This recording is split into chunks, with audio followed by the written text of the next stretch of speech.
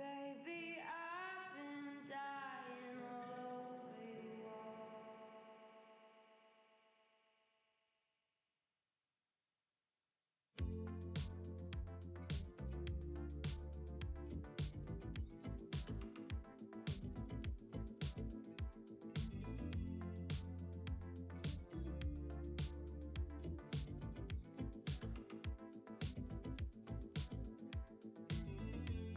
You sold it slower to find your man,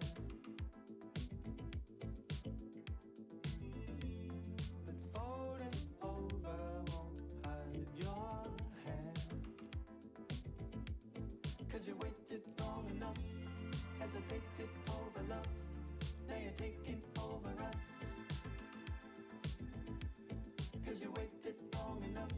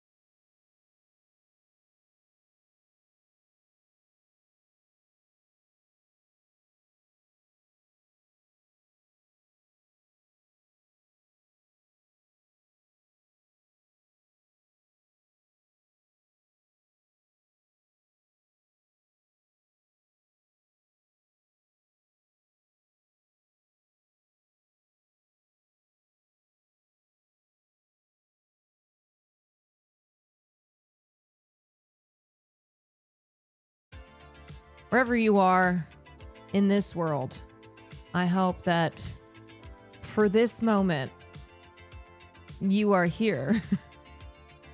I hope wherever you are, you're here in this community.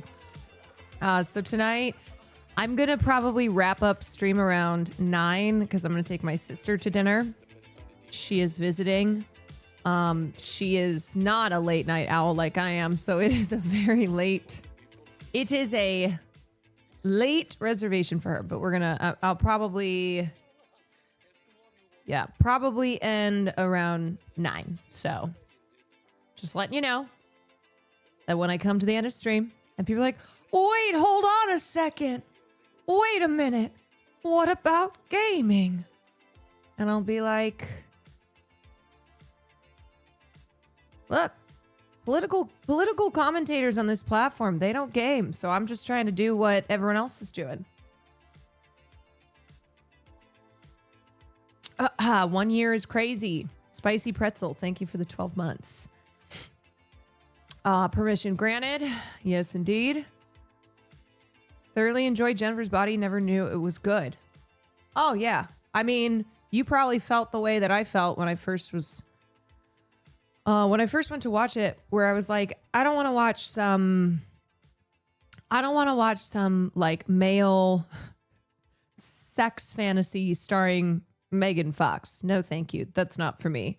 And then I watched it. I went, hold on a second.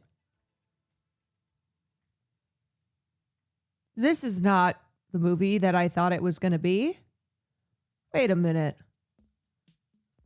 Hold on. My tit. No, your heart. Apricot, thank you for the 36 months. My tit. Gift, yeah? Well, I didn't know what to get you. I tried. So I got you a box of these 3 things. What the helly? Can I give it to you? Yeah. Sorry to You can go on stream. Oh, you're not interrupting. Sima Sen. Is that because I'm... Sima I'm Sen. from Japan. Oh, so- shit. I'm like, oh my god. You think I just was like, I'll take a guess? That's insane. You thought I would just walk in here and just be like, you know what?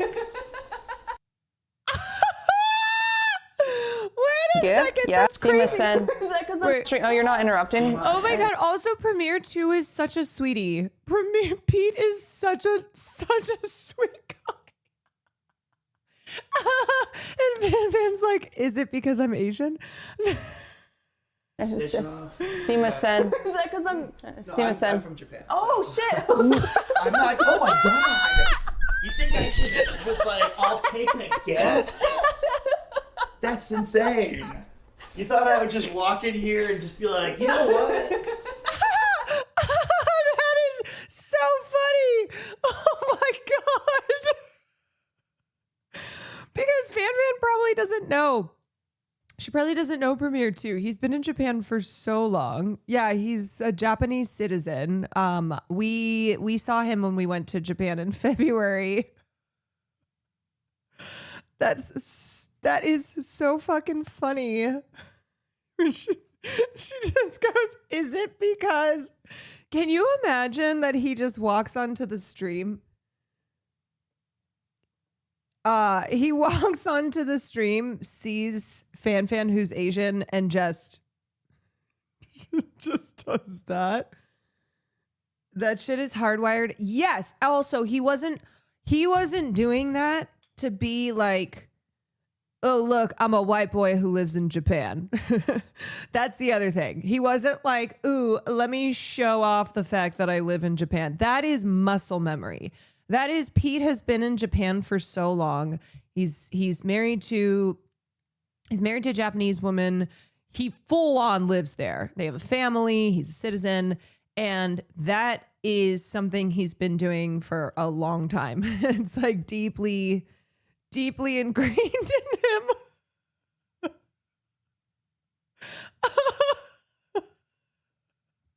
Oh God, that's good. That's really a funny clip.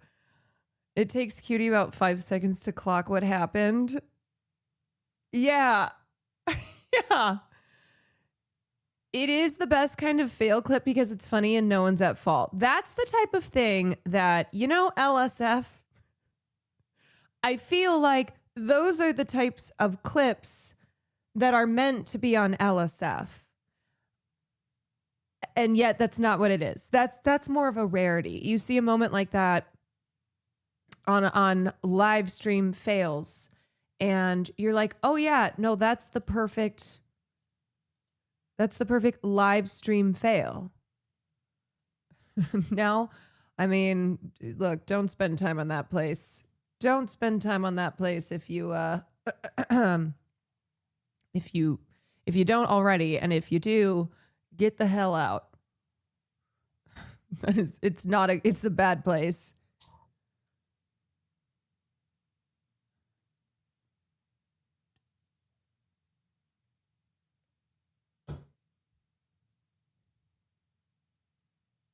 This game depends depictions of gender discrimination, child abuse, bullying, Wait, where did he go?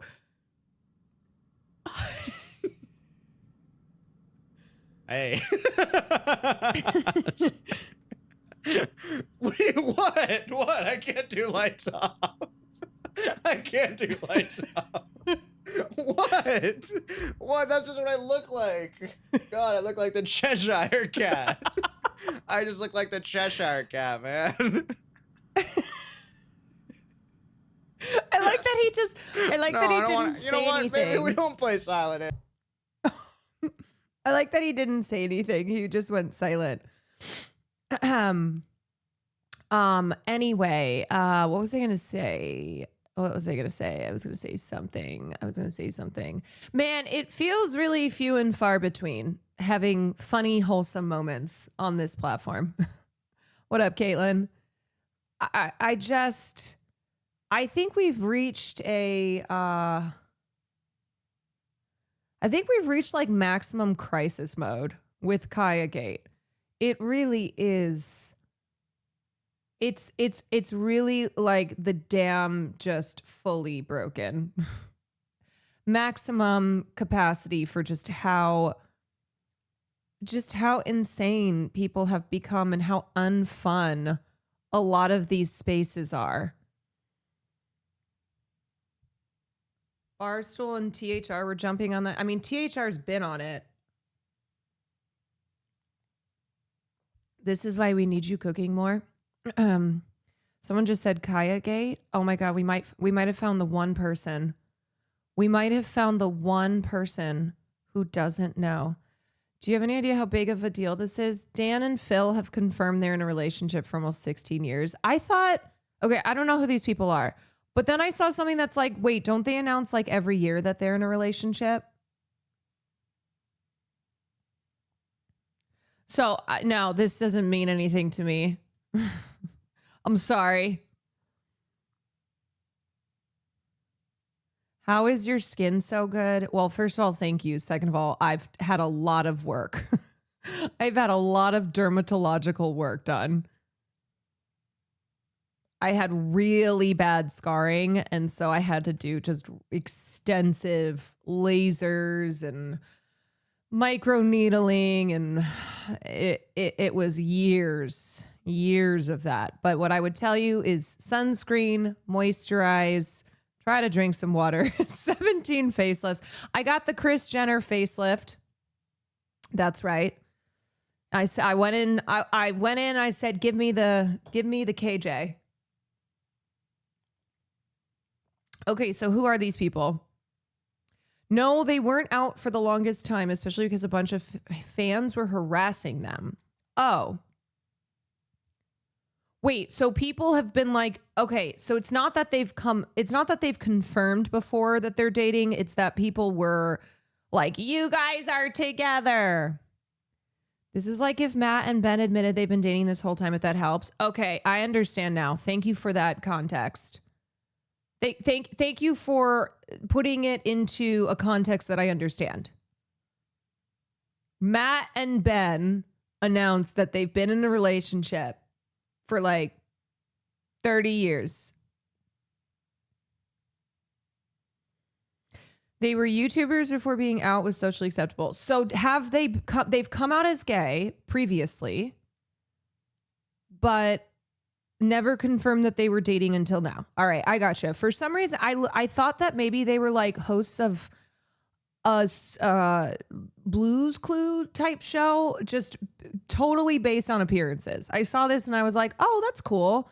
Like these two people who've maybe hosted a like out of the box, you know, that type of vibe. I'm like, whoa. But no, they don't like have anything work-wise to do with each other. They're just YouTube creators who are both gay and they're in a relationship. But it was a big deal when they each came out.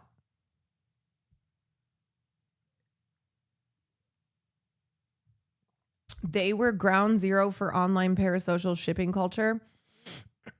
One of the most popular RPF fanfics. My God. They are like Smosh. Okay, so they collabed together. So they did do stuff together. That's how everyone knew about. I don't know what RPF is. Resting piss face. I don't know. That was the first thing that came to my head. And they were roommates. I see. Is this the announcement? In a relationship. Wait. Obviously, This is what's going to happen. Breaking news. Dan and Phil announced they're finally in a Wait, are they British? relationship. obviously. We've known this since 2009. Water is wet. All right, let's engage with that. Engage. Oh, you knew, did you? How? Did you have some kind of hard evidence? He looks like a member of a boy band. Because you consumed or sought out something incredibly personally invasive with no regard for how that makes people feel. I mean, that's a bold thing to admit, but good on you for the confidence, I guess, and you just had to publicly announce that for everyone. Oh, sorry, you didn't know. You just thought maybe, probably because of all like the rumors and the mystery and stuff, and the relationship could have been anything, but I just assumed. Well, to assume makes an ass out of you and me. And I am not a bottom. Whoa. Right, but we are openly gay and have been living with each other for 15 years, so it feels kind of like a fair assumption. Oh, totally. I mean, what else are people supposed to think? I agree. Well, I guess it's like, well, yeah, some people already knew, but it's a big scary deal for us. This is what's going to happen. Breaking news. Dan and Phil. Wow, so they've been dating for 16 years. That's a long time. 16 years. And the entire time people have been like, you guys are dating, you guys are dating, you guys are dating. You know, the other funny thing is like, I don't even think this is just because they're gay.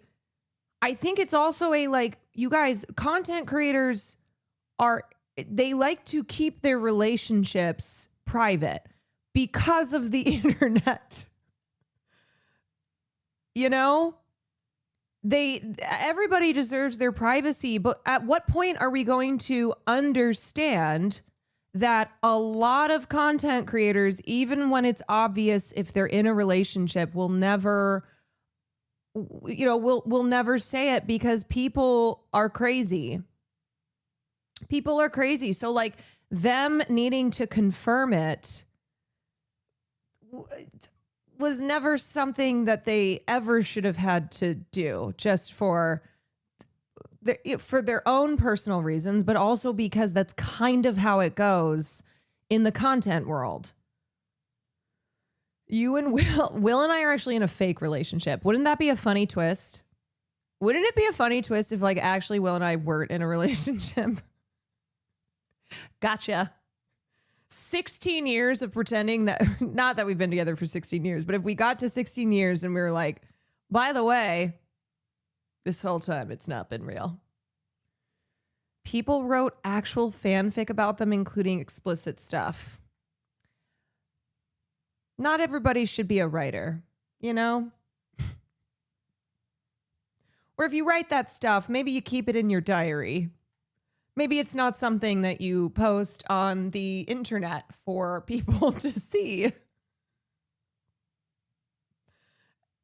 And they were actually roommates. Yeah. Yeah. Wow. We know your beard. That's not a secret. Yeah, I mean,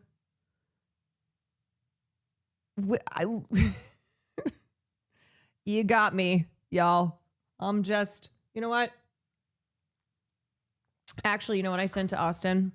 I sent him a story about, this couple. Let me see. Okay, let me go to my bookmarks.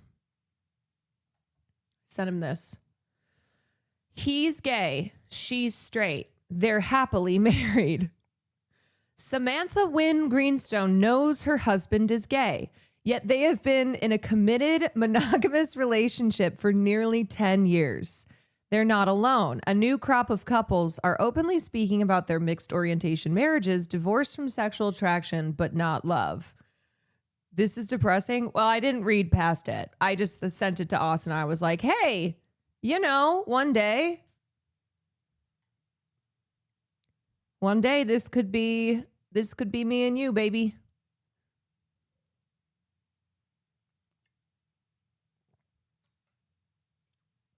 If you're happy, you're happy. The two popular ships were Dan and Phil and Markiplier and Jacksepticeye. People really just love to ship. They do. Just imagine double income, a man you can cuddle with and he picks up after himself and you don't have to sleep with him. I mean, kind of a dream. I think for a lot of people too. Okay, here's the thing. For a lot of people, especially if you get older and you're like, maybe the sexual part of a relationship is just not what I am looking for anymore. And it's like, you just want a companion. You want somebody who you genuinely love, but you don't want the issues that come from if you're sexually incompatible. And so like out the gate, just going, we are mixed orientation and we're together because it's like it's a partnership. It's unconventional, but also I think I understand. Someone to love who will also care for me, but no sex sounds like a deal.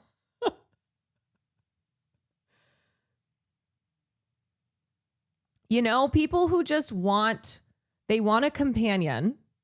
They want a companion. And if it works, it works. It works. If it works, it works. My partner and I are both on the ACE spectrum, live like this, and it's and it's wonderful. Good for you. Here's the thing, y'all. Here's what I will tell you. If whatever people are like, oh, relationship advice or like what, all I can say is don't feel like you need to follow any conventions, because a lot of times conventions will keep you from true happiness, and you can do whatever you want to do as long as it makes you happy, And so as soon as I think you can break yourself free of, well, a relationship is supposed to look like this, or the type of person that I'm supposed to be with is this person, as long as it's not a crime, of course. That goes without saying. Why don't women like to have sex with their partner? I don't think that that's what we're talking about. Why don't straight women want to sleep with straight men? There's plenty of straight women who love to have sex and sleep with straight men. I think it's more of like first of all, it goes both ways. Like there are gay men, there are straight men who also are not very sexually interested. But I think because of what the norms are, the societal norms are, people feel, there's still so much stigma around being asexual. I think asexuality has, in recent years, there's been more conversation around and more people who say that they are ace, or maybe that they don't think they're fully asexual, but like they're not that into sex as they are just getting older and whatnot. Look, all I'm saying is that there are more people, men, women, NBs, people who may not be interested in a relationship that's centered on sex. I'm a straight guy and like I've never super cared about sex, and that's perfectly fine. It's not something that's, there's no normal and there's no not normal. Of course, there's like what society dictates is normal, but I think, this I think this trend of people being in relationships with a person who is not of the same sexual orientation, like, I think it's because people value companionship. I think at the end of the day, a lot of people really just want a companion. They want a partner. A lot of people don't know much about asexuality and think it's celibacy. Yeah, I mean, I also probably am not a person who can speak on asexuality as well as like people who are asexual. But I do know more people now who say they are ace than like 10 years ago. 10 years ago, especially women. I think, no, not even especially women. I think there's pressures on men and women of being into sex. And I think for a lot of women, though, that I know who were really pretending that they were much more sexual than they actually were. And just as the conversation has changed and as there's been just more awareness and representation, I think people are like, wait, that kind of seems like me. Don't people lose interest when they get older? Yeah. I mean, that definitely can happen. I mean, that also is like when you're in a long-term relationship, that is definitely a thing where it's just the longer that you're with someone, your relationship changes. And so that's why I have always felt like the most important thing in any relationship is a basis of friendship. You have to respect each other. You have to respect each other's individuals, and you have to genuinely be friends, because everything else might fade. You know, you might go through phases, but your friendship, your that love should always be there.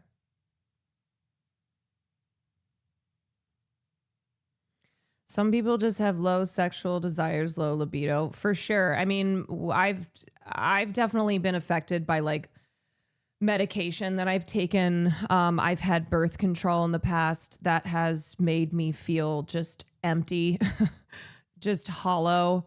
So there's definitely factors like that can also affect your, just like your appetite and your desires. Medication can change a lot. Like friends of mine who are medicated for like depression and anxiety, and that can just have changes in your body, which includes your libido. More gay and straight besties should marry for the tax benefits and date on the side. See? There you go. On Furion today, Will said he'll Dutch oven to win arguments with you. Is that true?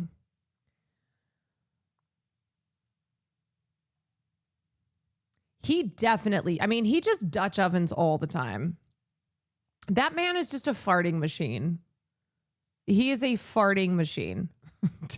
To win an argument, I don't know if it's like winning an argument, more like maybe taking some of the tension out. If we're ever feeling tense with each other, but it's maybe something that you just need a silly moment to be like, okay, wait, what are we doing? By farting, yes. Will truly believes in fart humor. Like sometimes he'll leap into the air like a leprechaun and just rip ass. And sometimes it's annoying, but it's annoying because it is funny. And I'm like, God damn it. I'm not a person who likes to fight, and I usually try not to raise my voice and yell and stuff. I like to try and I like to try and remain calm because I just don't think that any productive type of conversation can come from just being really mad and yelling. And I fully skipped like 15 minutes of Furion today because they were talking about farting. That's so fair. That's so fair.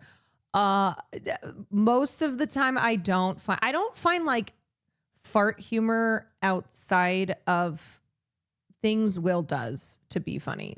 But I do have to admit sometimes his use of farts for humor, and maybe it's just because I love this man and it's been years of it, but I have to admit sometimes it is funny. Cutie looked like she wanted to skip that part too. Yeah, that doesn't surprise me. She wasn't into the fart conversation. Hey, Caroline, big love all the way from New Zealand. Hello. Greetings. Alice Soder, thank you for the 2 months. Clopez, thank you for the 37 months. Sunny, thank you for the 13 months. Flunky, thank you for the 34 months.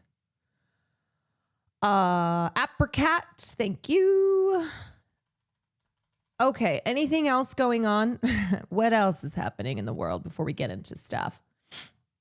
Oh, I saw the Pokemon thing, which was crazy that their editors, that the people who worked on that podcast made the decision not to air an episode with Hassan, which is wild.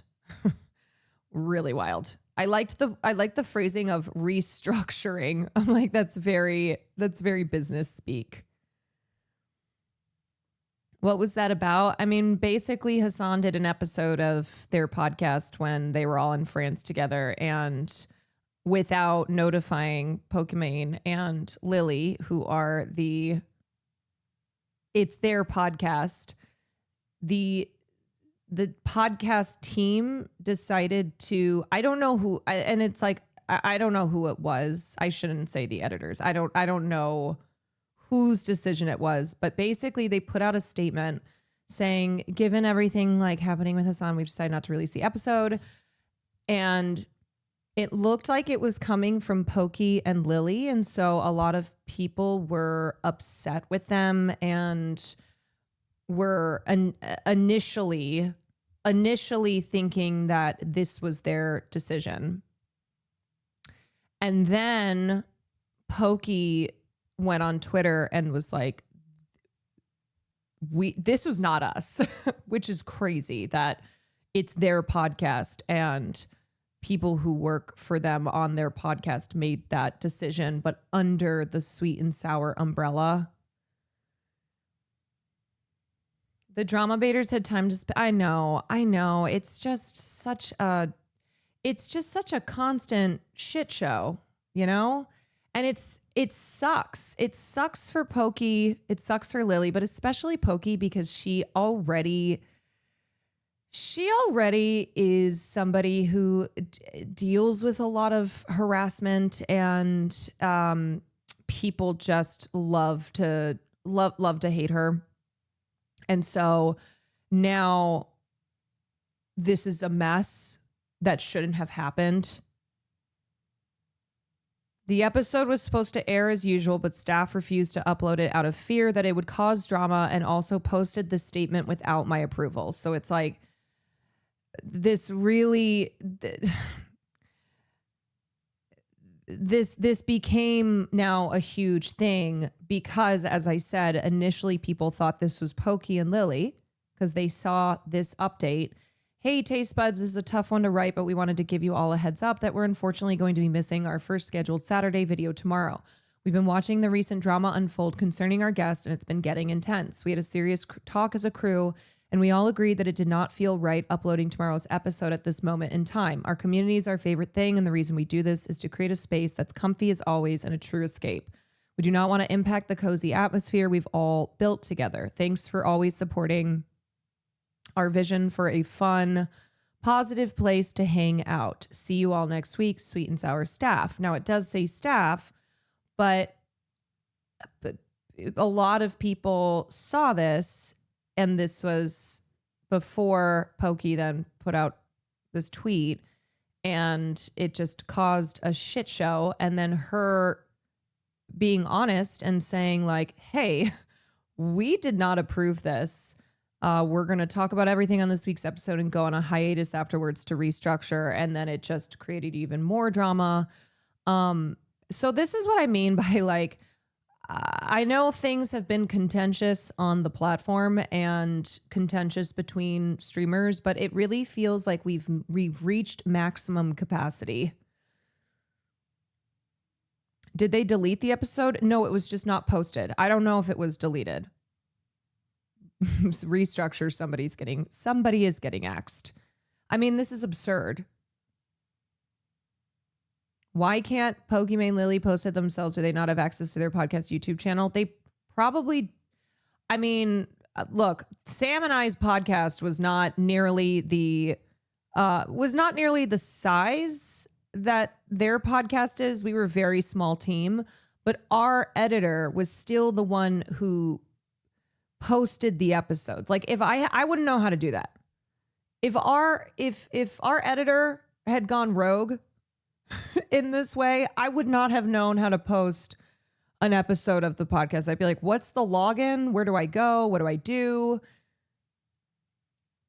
Same with Fear In. Like Marsh does all of that. So if Marsh went rogue, if Marsh like did this, then I'm telling you, nobody on that podcast, none of them would be able to take care of the episode and make sure that it made it onto the internet. It's possible too that it wasn't even edited. Maybe they didn't edit it, so it's not even ready to post. People are attacking her now for not condemning Hassan. Yeah, so oh boy. It's really, I just keep shaking my head. Do you condemn Hassan Piker is really the new condemning hummus. Do you condemn Hassan? Well, I mean, this is actually super helpful information. It just seems weird at first as an outsider. Yeah, the reason that I'm mentioning this too, is because if you were on the internet today and you maybe saw hate towards Pokey and Lily because it seemed like they decided to pull this episode that they had Hassan on, I just want you to know the full story here, which is that it was not their decision and they did not approve this. And the episode was supposed to air. And now they're getting heat because they aren't condemning Hassan and because they were planning to post this episode. So it's like just getting shit from all corners.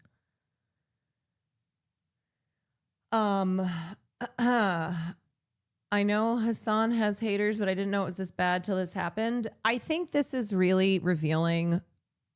I think it's a really revealing moment. I do. And it's why, too, we've told him, like, listen, dude, you have to understand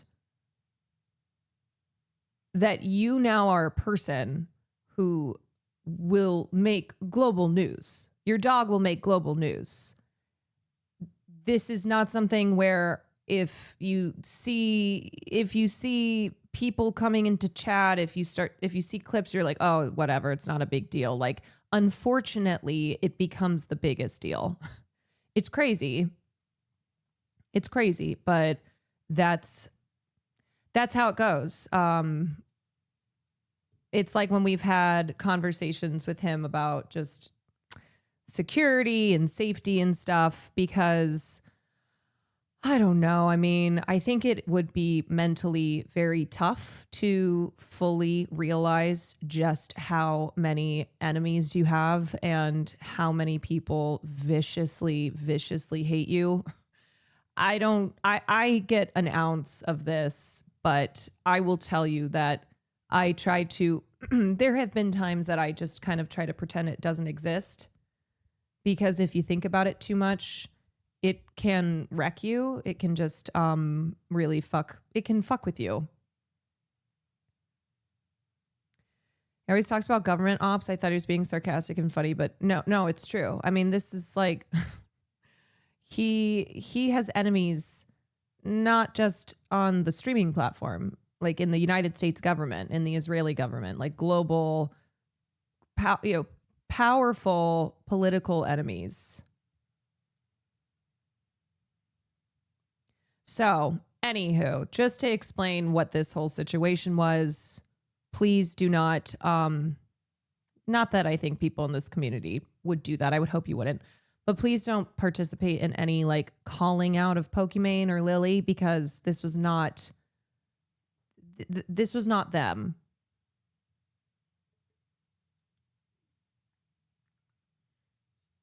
It was also weird how a lot of other Hassan fans were jumping Pokey like she betrayed him. Even if the original statement was Pokey's words, it's understandable for her to want to shield her community.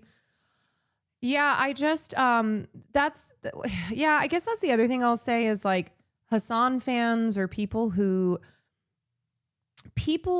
feel protective towards him or upset with this whole situation. I understand, but also, please don't do the thing where you are immediately jumping on content creators who haven't said anything, or who, I mean, in this situation, it's like, it does say sweet and sour staff. Maybe wait a second. Maybe wait a second before calling Pokey and Lily out, because I think the wording here should have given you enough pause to be like, what's going on? See, we had a serious talk as a crew, sweet and sour staff. So I think a lot of people saw this and then immediately went, oh, fuck them.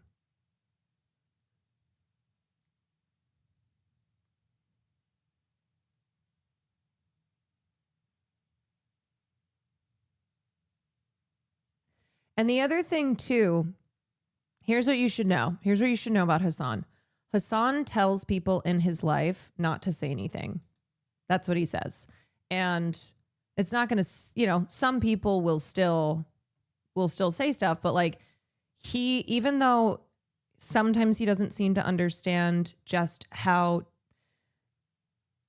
deep the hatred and resentment towards him goes and how vast it is, he's very protective of people in his life, and he will say, don't say anything.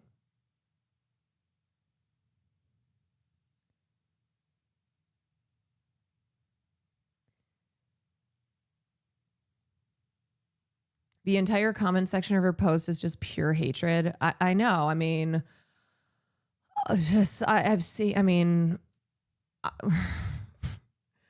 I know, and I've seen Ray getting attacked a lot, and it's just like, my God, anybody who gets in the middle of the warpath is just being hunted down by these rabid, wild people online. So anyway, I just wanted to say that. And as I said the first day I talked about this, so one of the reasons too that he's like, please don't say anything. Like, I want you to, I'm trying to protect you by telling you not to say anything, is because it doesn't matter. It's not going to change what people who are incentivized to run with moments like this and run this moment into the ground, who hate him no matter what. It's not going to change their opinions, and it just opens the door for insane amounts of harassment towards you. No matter what you say, you aren't going to change their minds. Right.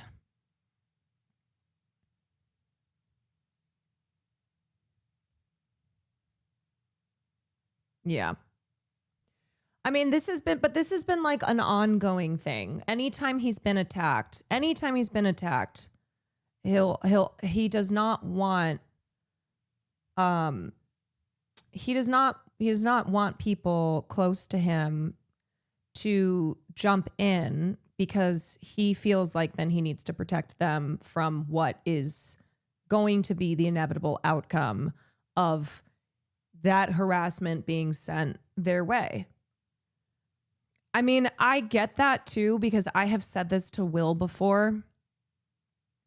There have been some moments when I've been under attack and I have explicitly said to him, please do not say anything. So that is because my calculation is it will only make it worse. And I don't want you to be dealing with this. I will deal with this. I will get through. And I don't want you to jump in here. There's a reason he doesn't raid people. Yeah.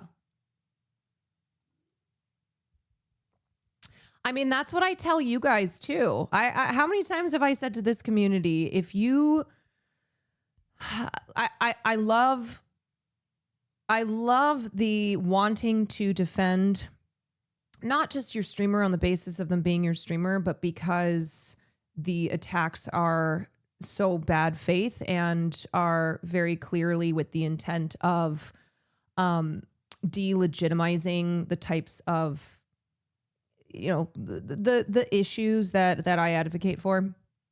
But I will tell you all the time, don't waste your time battling it out in the comment section. It's not going to be good for your mental health. It's not going to do anything.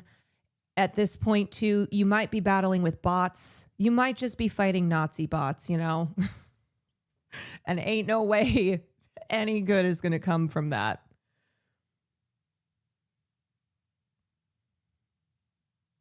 And here's the thing. If you do put out a tweet, if you do say something, you leave it at that, because the comment section is always going to be a shit show.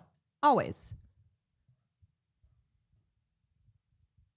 It's just going to be a mess. And if the second you open it up, you're just, it's bad for you. It's really bad. So do what I do, which is most of the time when I post on the internet, especially a platform like Twitter, I post and I walk away. That's kind of been my MO for some time now, especially post October 7th. Like in the beginning, I was battling it out, and then I just went, you know what, especially as we saw more and more of the platform, not just platforms in general, being taken over by AI. Like they have programs that they use to go into the comments of posts that are negative towards Israel. And you can pretty much tell by now when something's a bot. But once that really started to be the vibe on the platform, it was like, okay, this is not even worth it. I'm going to say what I'm going to say, and then that's it.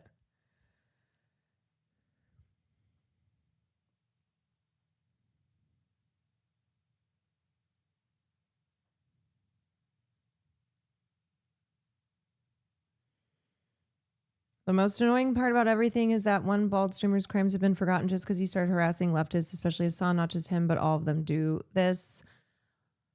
I think it's really pretty transparent by now that there's a kind of get out of jail free card when you attack leftists on the internet. And Hassan is he's the biggest leftist content creator. So it's a way to divert and distract. And it is a form of, it's a form of drama content, but it's has the ability to reach a really big audience because it's dealing with actual real world issues. All you got to do is make shit up. You just make shit up. Teresa, thank you for the 10 gifted subs. Debalate, thank you for the gifted sub. Gmo, thank you for the prime. Hogan, thank you for the gifted. Uncle Trudeau, thank you for the 28 months. Grifting to the right will get you out of basically any bad situation. It only costs your soul. Yeah, I mean, I think how many times have we seen comedians when they get called out, when they get in trouble for something, and then suddenly they're just reading from the script, talking about cancel culture, talking about these woke crazies who are ruining culture for everyone. And there's an audience for that too. People who are like, hell yeah, that's right. It's really why at this point it feels impossible to not have an audience. Because if you are found out to have done bad things, you can just pursue this path of being an anti-woke crusader of like, see, this is the real problem. The real problem are these woke lefties on the internet. And there's a lot of people who hate woke lefties. Woke lefties are a group that get a lot of shit constantly, always under fire. And so it's an opportunity. It's just about opportunities and the ability to shield yourself from your bad behavior by turning towards woke lefties and being like, here's the real problem, and I'm leading the crusade against them. I'm a woke lefty, but I'm always sleepy. That's how I feel these days. I'm like, I don't feel like a woke lefty. I feel like a lefty I'm an exhausted lefty. I'm an EP lefty. Like, I just need to lay down for a month.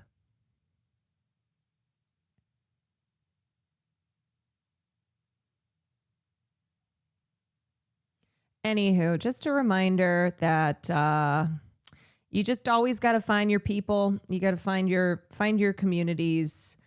Understand that yes, our morals and our politics are very different from other communities and other content creators, but the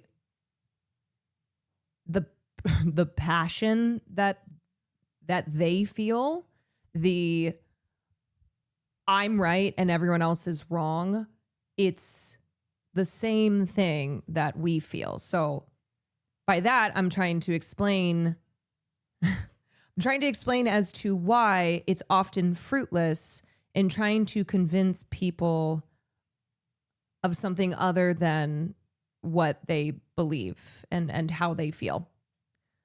It's the, yes, we are on opposite sides of things, but as far as their like what they are dedicated towards, how strongly they feel about the things they feel about, it makes it really hard to try and appeal to them at all.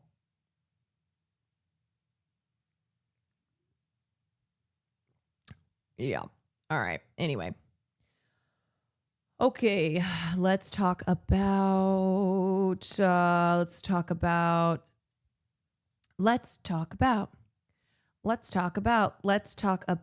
the hostage exchange today. The hopeful end to the genocide, the Palestinians who have come home, Israeli hostages who were released. I will say, Here were my thoughts today. Also, Vox, thank you for the gifted sub. Here were my thoughts.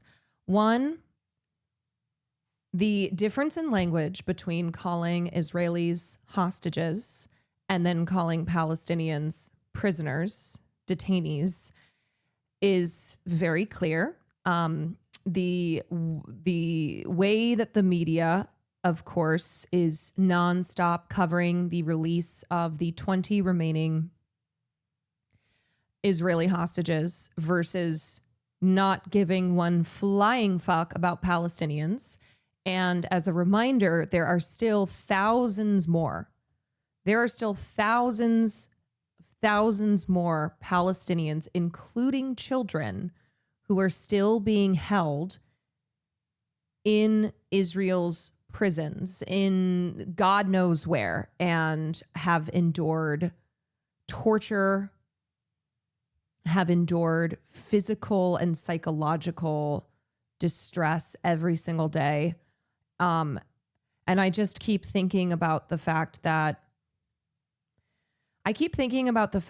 there are Palestinians who were freed today, who are returning to Gaza, who are returning home to see it annihilated, to find out which of their family members did not survive, to see, I mean, I think about the trauma that they've endured. And we know through investigations, we know through witness statements that Palestinians who have been kidnapped prior to October 7th and post October 7th have endured starvation, beatings, rape,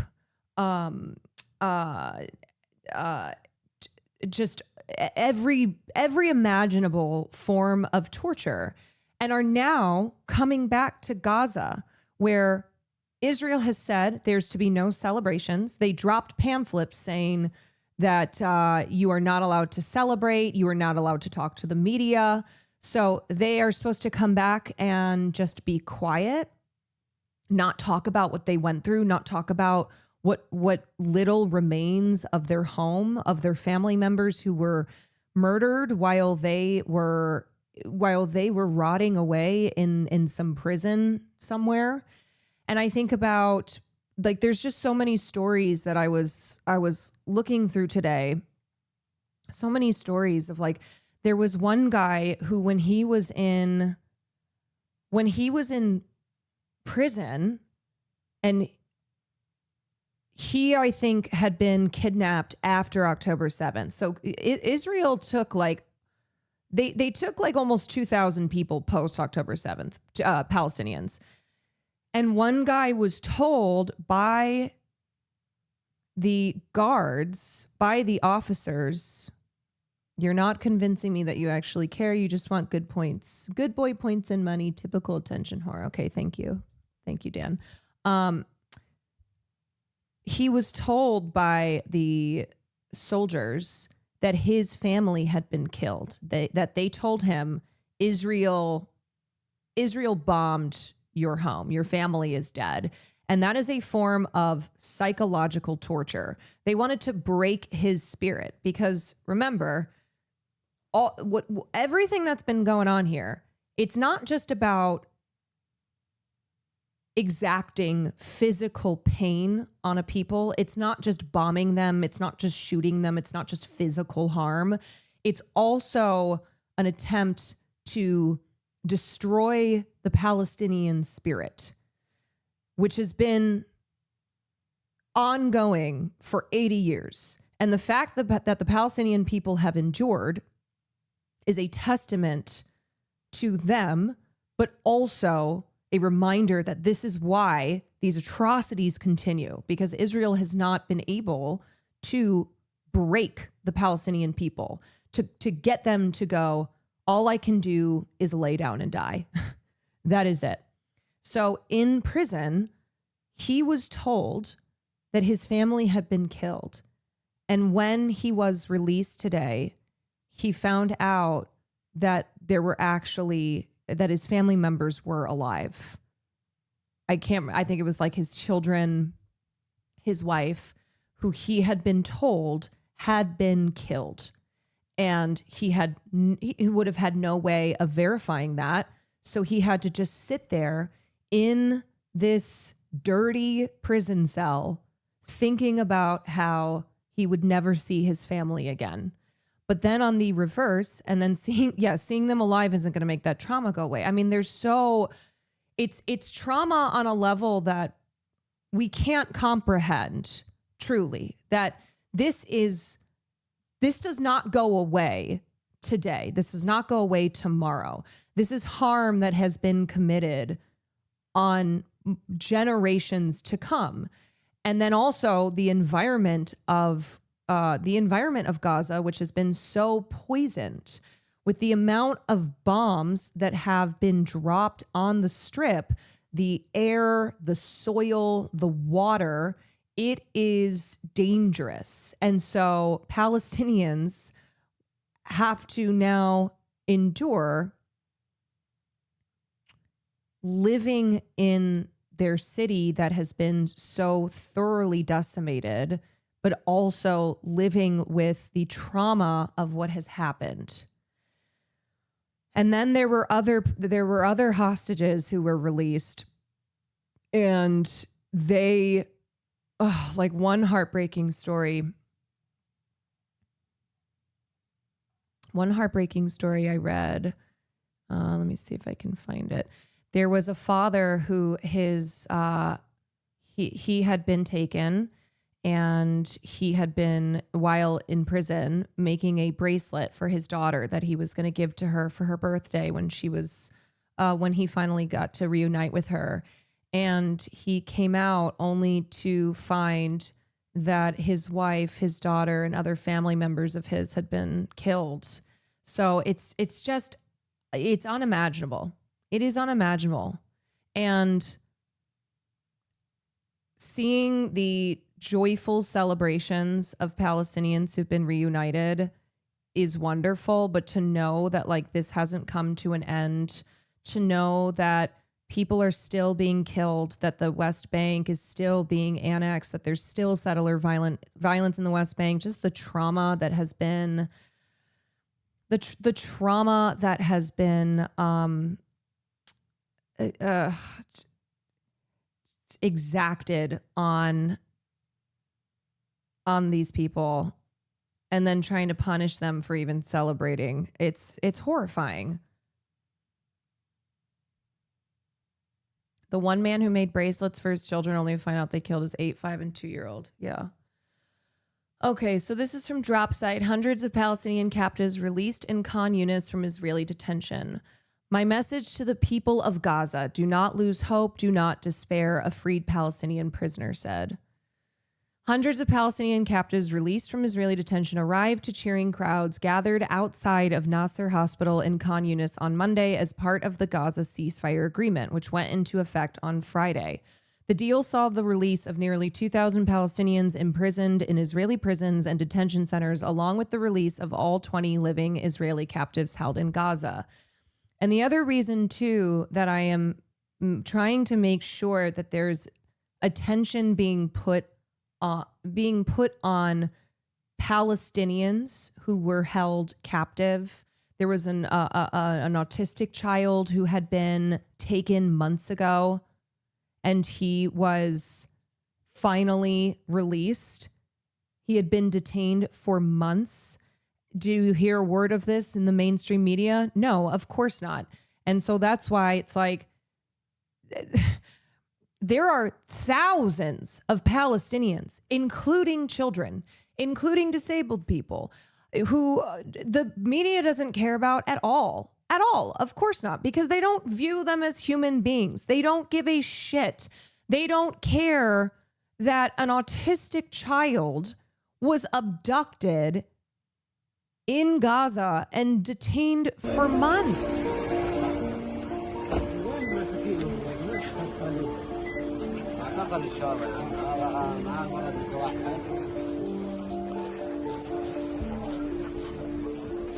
Can you imagine? He was probably so scared.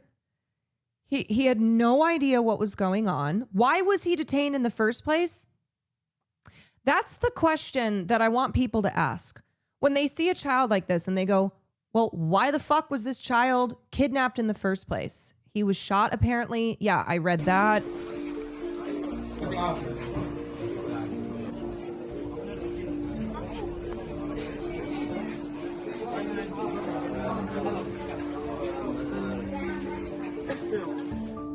Also, this has been the reality for a long time. Because Israel is the occupying force, they can take Palestinians at will. They will hold them without charges, or if they do charge them, it's bullshit. It's like, oh, they threw a rock at a tank that was crushing their family home. And so they hold them because they have the power over them. That's what people need to understand. There were 10,000, almost 10,000 Palestinians being held in Israeli prisons and detention centers before October 7th. Hundreds of those were children. They were being held for an extended length of time. They were not allowed to see their families. They did not get to see lawyers. Like, this has been the reality because they are under occupation. And a lot of the charges, a lot of the crimes they've committed are brandishing the Palestinian flag, engaging in protest, throwing rocks at tanks, trying to stop IDF, trying to stop soldiers and police from tearing their villages apart, from hurting their family members.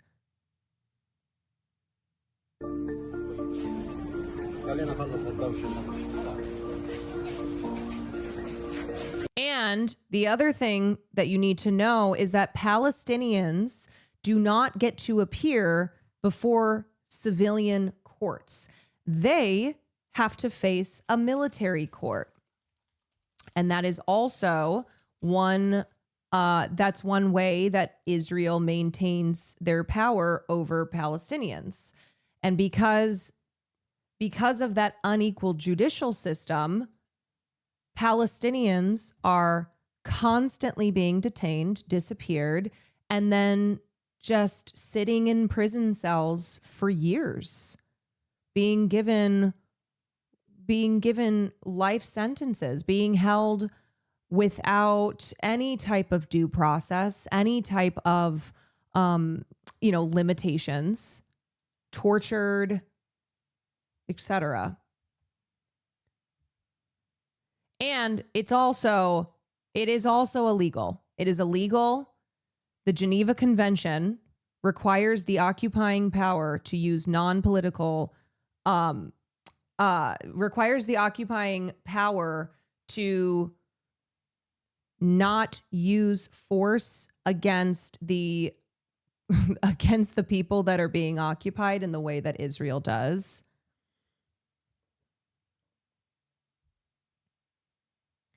They are kidnapped in night raids within Israel right. And so in the West Bank, the settlers by law are not allowed to be on those lands. And Israel, as the occupying power, is not allowed to support those settlements, to brutalize the people who are living on the lands that they are occupying. They have a responsibility to ensure their safety as the occupying force. I mean, they're not even supposed to be there. Like, the occupier is only justified in wartime of like, okay, fine, you're occupying this area because there's active war happening. But this has been going on since 1967. So it's been decades of this. So by this point, they are well into the illegally occupying these lands. Okay, a total of 1,986 Palestinian prisoners were scheduled to be released on Monday, including 1,718 detained from Gaza by Israel after October 7th, according to the Palestinian Prisoners Media Office, and 250 Palestinian prisoners serving long-term or life sentences. Of those 250, 154 were exiled to Egypt, 88 were released in the occupied West Bank and Jerusalem, and 8 were released in Gaza. In Khan Yunis, thousands of people gathered to greet the freed detainees who arrived in dozens of buses operated by the Red Cross and in Red Crescent ambulances. The crowds gathered in the courtyard of Nasser Hospital and on rooftops and balconies overlooking the medical complex where the freed captives were taken for medical checks.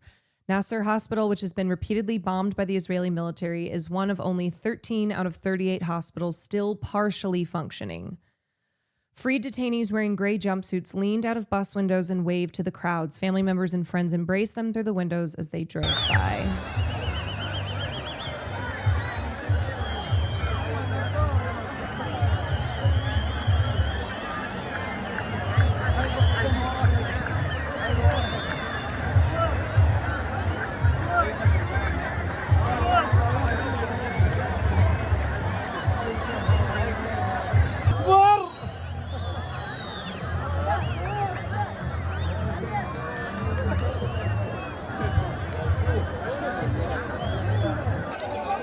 الأسير إبراهيم أبو ريالة الأسير جمال أبو سعادة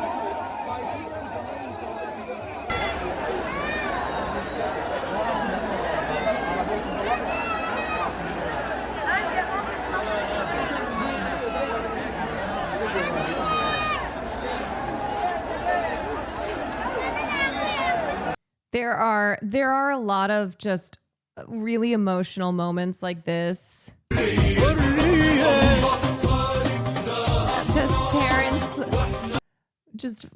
Fathers hugging their children.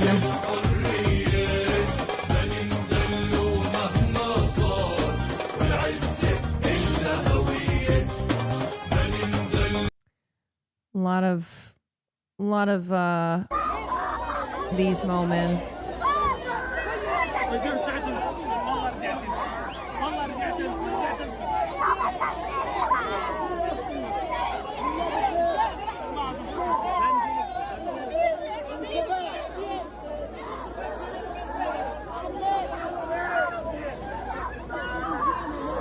Oh.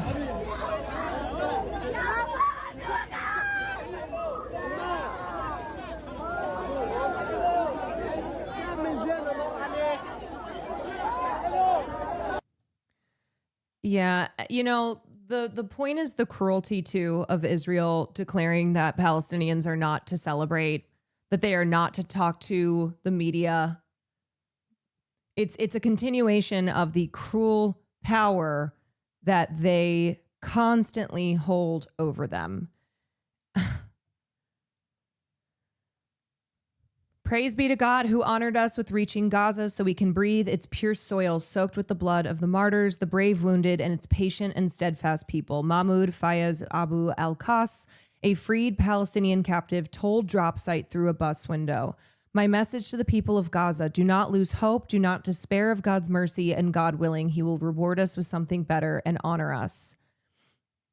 Another freed captive Palestinian, Mohammed Nasser from Jabalia al-Nazla, told Dropsite, it's a sad feeling, but thank God we are happy that you all are safe, that the country still has good young people, and that there are still children in good health. All this destruction by God's will be rebuilt, and the country will return even better than before. And God willing, all the detainees will be released. All the detainees are our brothers. They are all our family. People in the crowds repeatedly asked the freed captives if they had seen their loved ones still missing in detention. Families often had no idea if their relatives had been detained, and it often took months to determine if they were in Israeli custody if confirmation came at all. I felt a sense of breath, a relief, and I was so relieved when I heard my brother's name, said a Palestinian man in Khan Yunis, who did not give his name but said his brother was included on the list of freed detainees. He has been imprisoned for 2 years, not knowing which prison he was in, even though we communicated with people to find out who had been released from prisons. in hopes of knowing whether he was alive or dead. He added, holding back tears, God returned my brother to me safe and sound, even though my father himself wanted to see him, and last week he was martyred. He wanted to see him. It wasn't his fate to see him. Like, my God, I just, there never is there any point in a genocide where someone being killed is like worse than someone else being killed. But thinking of people who either survived to January, like this journalist,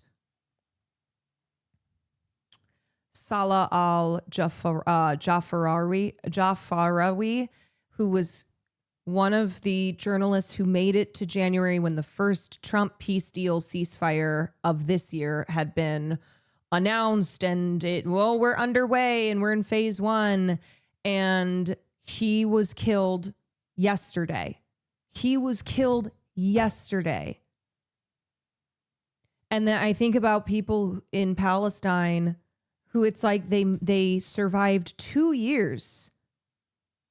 2 years of endless bombing, of starvation, of just unimaginable brutality. And in these days now, where the ceasefire deal is moving along, Donald Trump is declaring we're going to bring peace in the Middle East.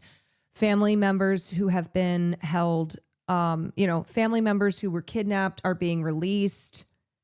And it's like, God, that person's father was killed last week. He almost would have been able to be reunited with his son. Final hours of slain Palestinian journalist Salah. Good morning. I swear to God, there's nothing good about this morning. We're currently in the Sheikh neighborhood. Sheikh Adwan neighborhood. Look. What is this? Even an earthquake wouldn't do this. What is this?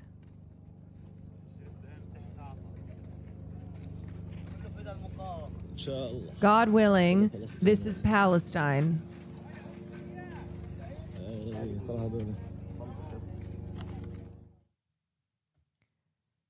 I mean, he made it through those 2 years diligently reporting the truth, knowing that he and every journalist was being targeted, losing friends and colleagues along the way. And he was on Israel's list of journalists marked for assassination. That was the list that Anas al-Sharif and Hossam Shabat were on, and they were also killed.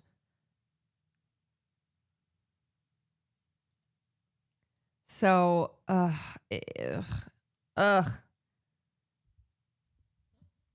seeing people grieve over lost, stolen time infuriates me even more. It reminds me of the boarding schools with a collective pain for Palestinians. I can't imagine. It's barbaric. I know. It really is unimaginable. I am always in awe.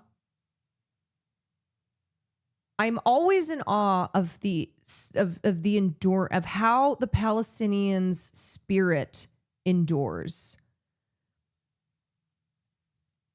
With everything that is done to them, with the intent to break that spirit, to break the body, mind, spirit, soul, and how resilient they are, and how they continue to live. They continue to believe in a future for themselves.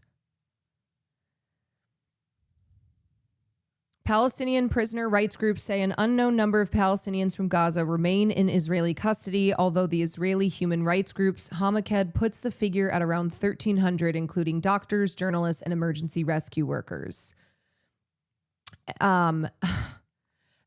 As civil defense teams, we have detainees in the occupation's prisons. Mohammed Tammuz, a member of the Civil Defense Directorate, told Dropsite earlier in the day as he waited for the freed detainees to arrive at Nasser. Today we came to receive them. 8 detainees are being released. The fate of others remains unknown until now. Among those included on the list of prisoners to be released is Dr. Hossam Abu Safia, the director of the Kamal Adwan Hospital in Beit Lahia, according to Haaretz. Abu Safia was detained along with several of his colleagues when the Israeli military raided the hospital in December of 2024. Israeli authorities reportedly added Abu Safia's name and 4 others to the list of approved releases overnight, though a statement from his family on Monday indicated he has not yet been freed. Palestinian detainees' rights groups in the United Nations have reported on systematic abuse in Israeli detention facilities, including routine beatings, starvation, isolation, medical neglect, and sexual assault. We died 1,000 times each day, a Palestinian photojournalist from Gaza, Shadi Abu Sido, said in an interview on Al Mayadeen TV on Monday following his release from nearly 20 months. 20 months in detention. We didn't know the time or the date. We didn't know the taste of sleep or the taste of food. They would come in the middle of the night and throw water on us in the cells. They would come and torture us in every way. I want nothing other than the release of all the prisoners. They all need to be freed so they can be done with this suffering. Before Monday's releases, Peacefire Now, thank you for the raid. Before Monday's releases, over 11,100 Palestinians from Gaza, Jerusalem, and the West Bank were being held in Israeli detention, the majority of them being held without trial or charge, in administrative detention, or as unlawful combatants. The figure does not include the number of Palestinians, mostly from Gaza, held in Israeli military camps. Earlier in the day, the 20 living Israeli captives were handed over and driven outside of Gaza by the Red Cross through the Kisufim crossing. Some Palestinians filmed them on their phones as they drove by. Hamas announced on Monday that it would release the bodies of 4 dead Israeli captives by the end of the day. Chessie Bunny, thank you for the 10 gifted subs. So the thing is like, it's not that I don't. It's not that I am not glad for Israeli hostages to be reunited with their families.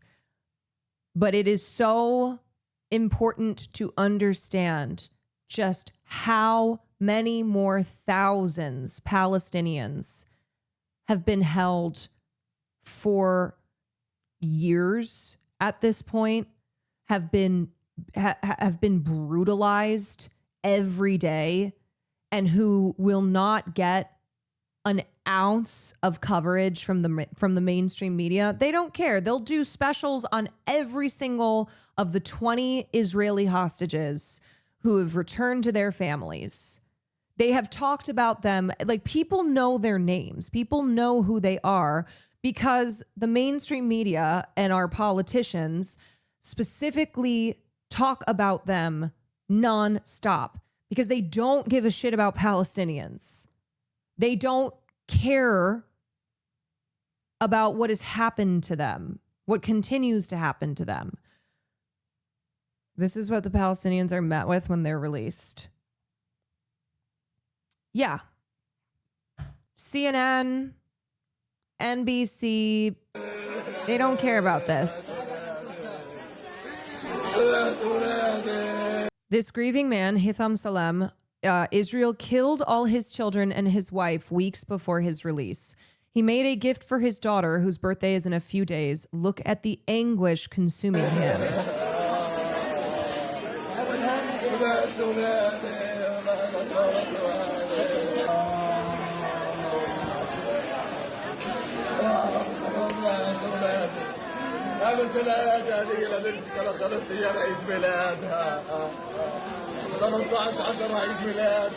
ماتت بنتي عمرها سنتين براء عمرها 8 سنين امان 5 سنين حبايبي ماتوا يا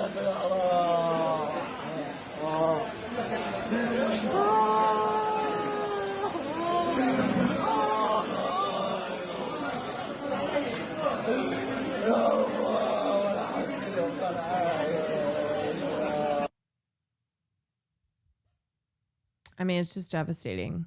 And what happens too is that Israel will just re-detain people that they have released. It happens all the time. It happens all the time. The Israeli captives will return to a semi-normal life. They'll be able to celebrate with their family and friends. They'll enjoy freedom of movement, freedom to travel, freedom to speak their mind. If they commit any crimes after their release, they'll face civilian courts, civilian judges, and civilian laws. The Palestinian hostages and prisoners returned to Gaza and the West Bank will return to living under a military occupation or siege or quite likely an ongoing genocide. They will not have freedom of movement, freedom to speak their mind, or freedom to celebrate. They will live in fear the rest of their lives that Israel will kidnap them again for sneezing, and they'll return to a torture dungeon where they'll face the risk of death by rape, starvation, or physical assault. Because Israel still has power over the Palestinian people, because they are the occupying force. So they just do this where they rearrest Palestinians, and make no mistake, like, Hamas took hostages to have political leverage. Israel takes Palestinians all the time and in much greater numbers. And they also do that because it's a way to have leverage in negotiations, like this ceasefire deal where it's we will exchange the 20 Israeli hostages and we'll give you this many Palestinians. It's not all of them. It's not most of them, but it's still thousands because that's how many Palestinian people they have taken. And they also do this as a way to remind people, hey, you try to protest, you try to do any type of revolution, any type of resistance, we'll just take you. If you sneeze, we will take you. If you share something on the internet, we will take you. This is a story from May. The Israeli army rearrested 7 Palestinians on Thursday across the occupied West Bank, all of whom have been released as part of the most recent prisoner exchange deal with Hamas in February. 6 of the prisoners were detained in Qalqilia, with the 7th apprehended in Ramallah. They were taken to undisclosed locations, and neither their whereabouts nor the circumstances of their detention have been made public. In recent months, Israeli soldiers have rearrested 13 Palestinians previously freed under the February agreement. 7 remain in custody, including 1 woman, while 6 have been placed under administrative detention, a controversial Israeli practice whereby individuals are held without charge or trial with the possibility of indefinite renewal. Among those rearrested was Saeed Al-Fayed, 51, who had spent 23 years in Israeli prisons and was freed as part of the recent prisoner exchange deal. His son told Middle Eye East that soldiers entered the house, called his father by name, handcuffed him, and took him away without providing any explanation for the arrest. It was a shock to us. We didn't expect him to be arrested so soon. We hope this is a temporary detention, but we also fear he'll be placed under administrative detention, as has happened with several others released in the deal. So this is what they do all the time. They will release people as part of a piece, as part of a political deal, and then they just take them again.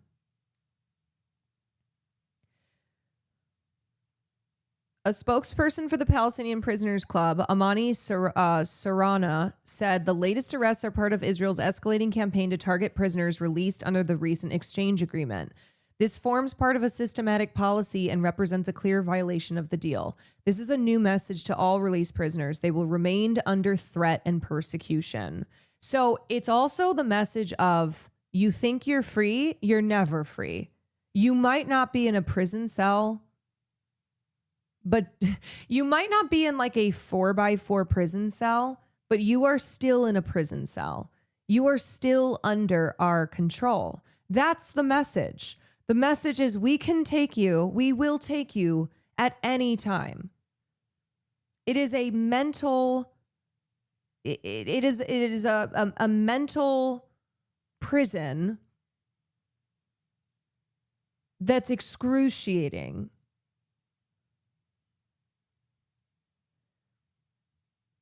Okay, so Hamas announced on Monday it would release the bodies of 4 dead Israeli captives. The remaining 24 dead captives are also expected to be handed over as part of the deal, though the exact timing remains unclear. At least 77 Palestinians have died in Israeli custody over the past 2 years, according to the Palestinian Prisoners Society and the Prisoner Rights Group.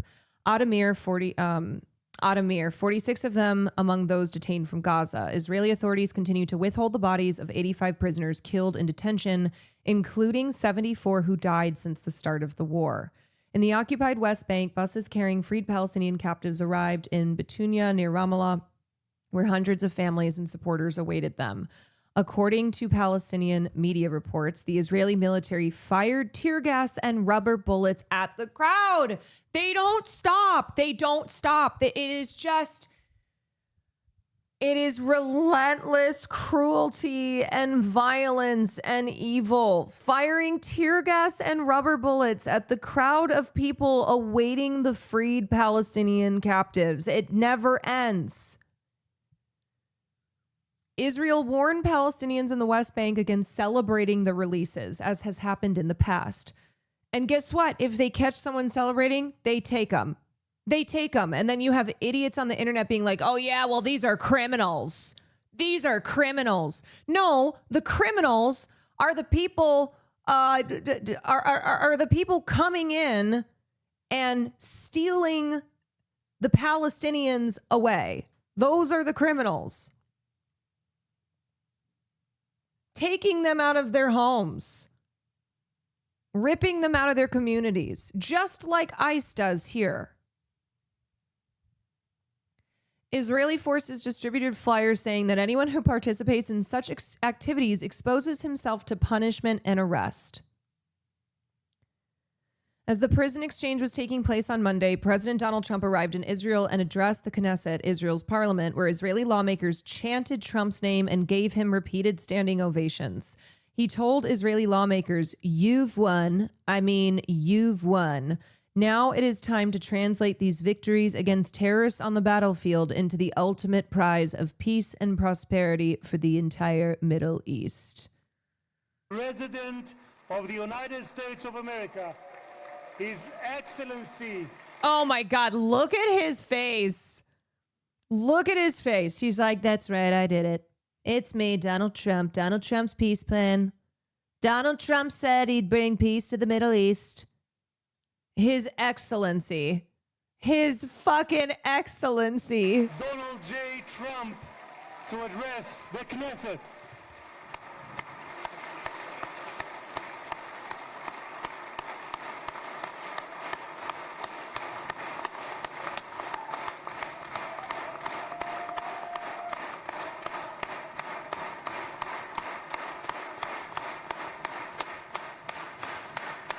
Thank you very much. Thank you.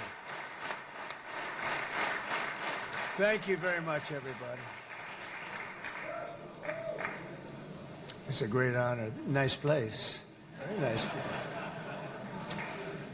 Mr. President, Mr. Prime Minister, Mr. Speaker, esteemed members of the Knesset and cherished citizens of Israel, we gather on a day of profound joy, of soaring hope.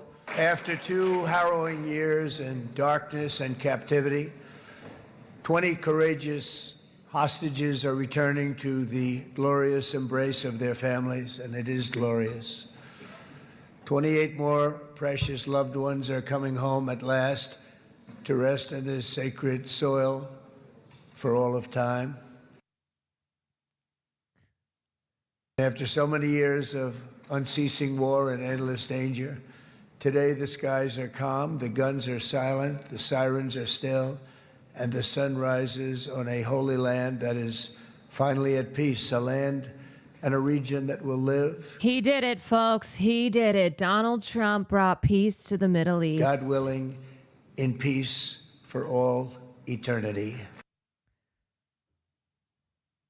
This is not only the end of a war. This is the end of an age of terror and death and the beginning of the age of faith and hope and of God.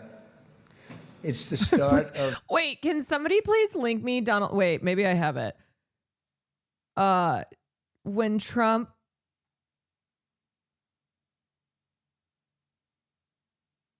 talked about heaven. Wait, not this clip. Where was it? A video clip? It was something where he talked about how he's not getting into heaven. I'm like, I don't know if I've ever heard anyone say, "Oh yeah, I'm probably not getting into heaven," who's not pretending to be a man of God. Thank you. You talked about how you hope to end the war in Ukraine because it might help you get into heaven. How does this help? Does this help? I mean, I'm being a little cute. I don't think there's anything going to get me in heaven. Okay, I really don't. I think I'm not maybe heaven bound. I may be in heaven. Is this the first time that Donald Trump has been honest? The first true thing that he has said. As we fly an Air Force One, I'm not sure I'm going to be able to make heaven. You talked about how you hope. I'm not sure I'm going to be able to make heaven. Was this actually honest Trump? A little mask off moment when he's like, look, ain't no way. Are you kidding me? I'm Donald Trump. His supporters think Jesus is going to give him a personal invite. I know. And I'm sure people just be like, oh, he's joking. Trump is so funny. Of course he has a spot saved for him. Jesus is saving a spot. Okay, we already have these AI videos of Donald Trump as Jesus. He'll probably get to heaven and Jesus will be like, you know what, dude? I think you should be Jesus.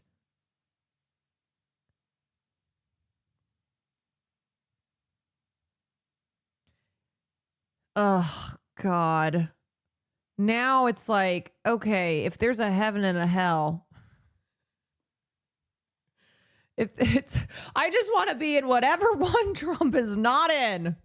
Of a grand concord and lasting harmony for Israel and all the nations of what will soon be a truly...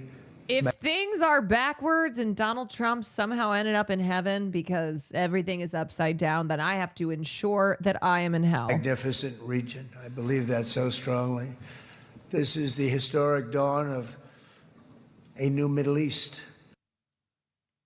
If he thinks he's going to hell and finding religion from now, again. This will be remembered as the moment that everything began to change and change very much for the better. Like the USA right now, it will be the golden age of Israel and the golden age of the Middle East. It's going to work together. If you think we settled 8 wars in 8 months, I'm now including this one, by the way, if that's okay. They may say, well, that was quick. Nobody has stopped and has ended more wars than Donald Trump. Because yesterday I was saying 7, but now I can say 8. The hostages are back. The hostages are back.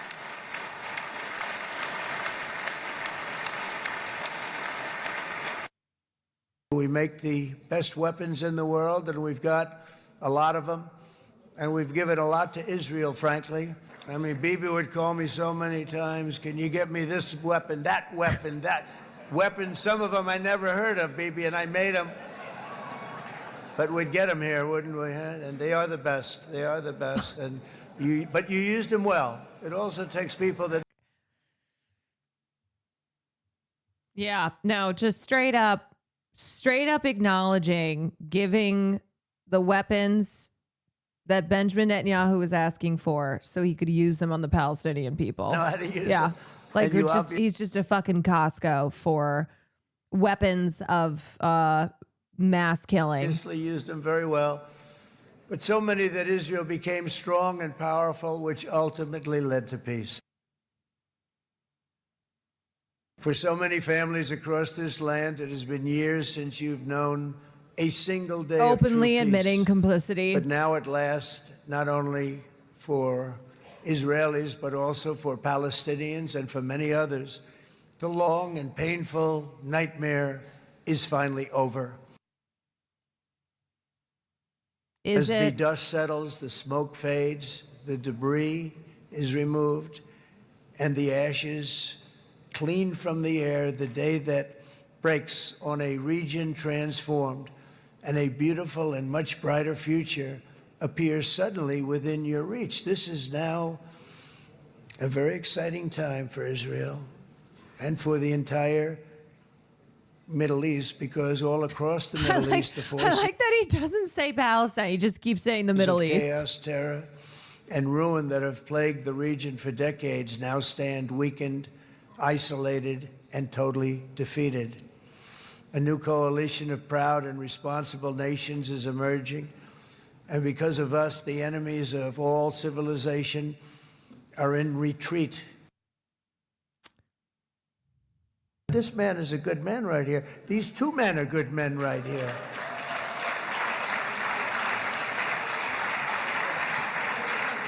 Hey, I have an idea. Mr. President, why don't you give him a pardon? Give him a pardon. Come on. By the way, that was not in the speech, as you probably know. But I happen to like this gentleman right over here, and it just seems to make so much sense. You know, whether we like it or not. I don't this has know who he's talking about getting a pardon. But God, Donald Trump loves to talk about pardons. He loves to just be like, oh, yeah, maybe P. Diddy, yeah, he asked me for a pardon. You know, I'm considering it because it's a form of power. It's a form of power that like the president has. He loves it. He's like, oh, I think it's the best. He's talking about giving Bibi a pardon. Trump calls for Israel's president to pardon That's who he was pointing to. He was okay. So he's acknowledging that Netanyahu is a criminal who needs a pardon. Could it happen? The Israeli Prime Minister Benjamin Netanyahu has been on trial for corruption since 2020, battling charges of bribery, fraud, and breach of trust in 3 separate but related cases. He's also a war criminal. Hey, I have an idea, he said to the holder of Israel's largely ceremonial presidency, Isaac Herzog. Mr. President, why don't you give him a pardon? Legal experts in Israel question whether Netanyahu could actually be pardoned at this stage in his trial. While Israel's president clearly has the power to pardon someone convicted of a crime, the country has just seen one notable case of a preemptive pardon in 1968, and its value as precedent is uncertain.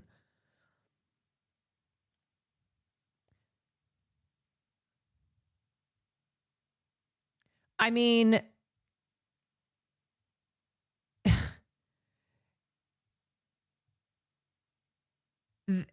that would, I do feel though, with as disliked, as unpopular as Netanyahu is, it's not a good political move to pardon Netanyahu for these charges: bribery, fraud, and breach of trust.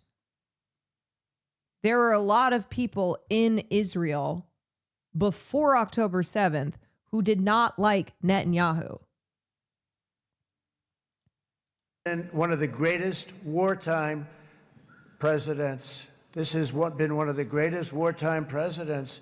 And cigars and champagne, who the hell cares about that? My friends, this is only a partial list, but it's enough to affirm what I've said time and again. Donald Trump is the greatest friend that the state of Israel has ever had in the White House. Thank you, everybody. Good luck. Thank you very much. Thank you.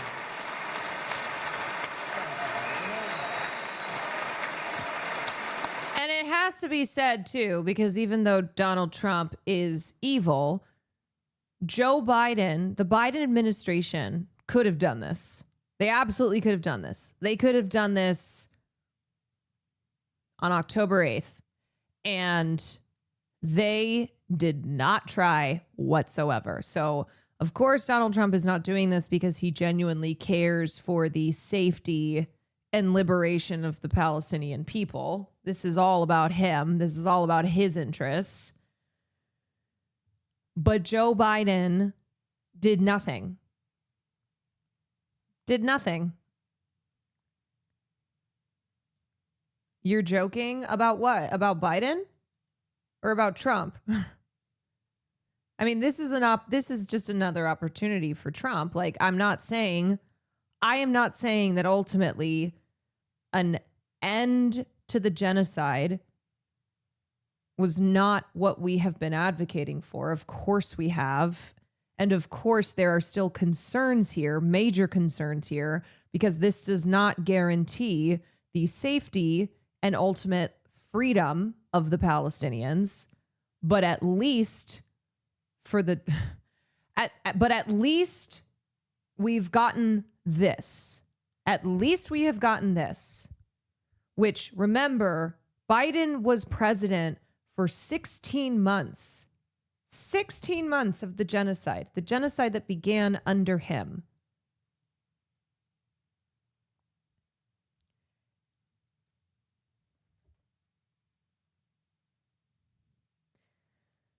This exact deal was on the table since at least September 2024, according to the Times of Israel. I mean, I think it was October 9th or 10th that Hamas was advocating for a diplomatic end to what was happening. They were offering to release the hostages they had taken, offering a ceasefire from the beginning of the last 2 years.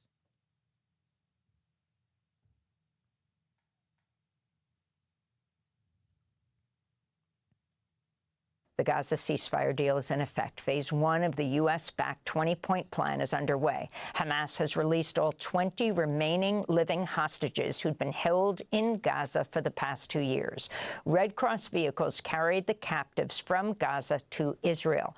Hamas is also in the process of handing over the bodies of 28 Israeli captives who have been confirmed dead.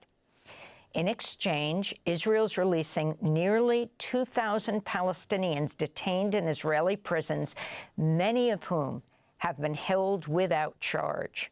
Sources told Al Jazeera Israeli forces have fired smoke bombs at journalists around Ofer prison, where Palestinians were freed. Israel's warned Palestinians in the occupied West Bank against celebrating their release. This all comes as part of the first phase of a U.S.-backed 20-point plan. Today, President Trump joined Israeli Prime Minister Benjamin Netanyahu in addressing the Israeli Knesset. First, Prime Minister Netanyahu. Move the world so quickly, so decisively, so resolutely as our friend President Donald J. Trump. Look at him pretending to act humble. He's like, who, me? Who? Oh, that's me. Oh, please. With our military pressure and President Trump's global leadership, we achieved this historic moment. It's a moment of indescribable joy. As President Trump addressed the Israeli Knesset, he's eating this shit up. A group of leftist Yes. Israeli lawmakers briefly interrupted him by waving a sign calling him to recognize Palestine.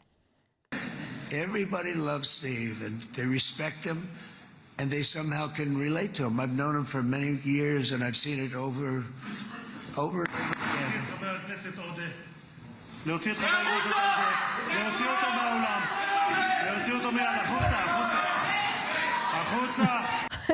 Trump just sitting there not understanding Hebrew. Like, what's, excuse me? להוציא גם את חבר הכנסת כסיף. להוציא את חבר הכנסת כסיף מהאולם. להוציא אותו מיד.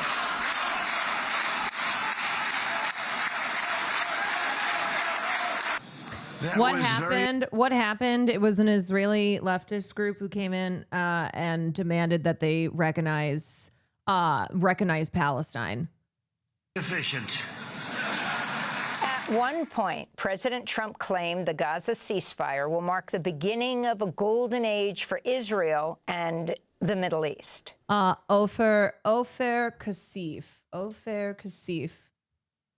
He is a member of the far left. He is a member of the far left Israeli group in the Knesset. He's represented Hadash, and that is who he has proclaimed himself as explicitly an anti-Zionist. Said, I object to the ideology and practice of Zionism. It's a racist ideology and practice which espouses Jewish supremacy. That is who they were dragging out. He's called the Israeli government fascist. Yeah, far left radical. He's called the Israeli government fascist, accused it of carrying out pogroms and ethnic cleansing against Palestinians. He was saying this shortly after October 7th, warning his party that the continued Israeli occupation of Palestinian territories would just result in so much bloodshed. And then he joined South Africa in their legal proceedings against Israel when they brought the case to the ICJ. I can tell you we have weapons that nobody's ever dreamt of. Sharon, thank you for the 30 months. I rebuilt the military.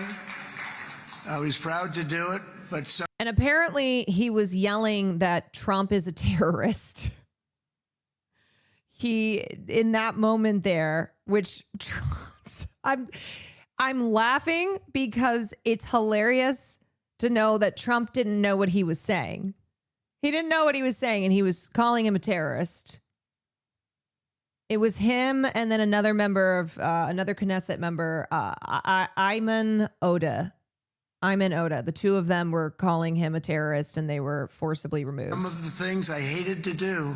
I hated certain of the weapons because the level of power is so enormous. It's so dangerous, so bad. But we have to do what we have to do. We make the best weapons in the world, and we've got a lot of them. And we've given a lot to Israel, frankly. And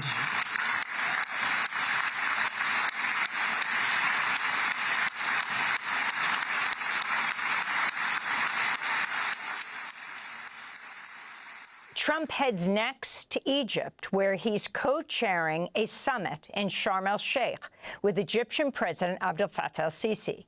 Leaders from at least 27 countries are set to attend, but Israeli Prime Minister Netanyahu said today he declined Trump's invitation, citing the Jewish holidays. Meanwhile, in Gaza, of course, I'm sure that's it. After Trump's announcement of the Gaza deal Thursday, the Israeli military, quote, launched an arsenal. Throw a fucking shoe while you're at it. Bring back people throwing shoes at war criminals. Spree, setting fire to civilian infrastructure, including the destruction of an essential sanitation plant in Gaza City, unquote. For more, we begin with Ahmed Abu Artima, Palestinian writer and human rights activist.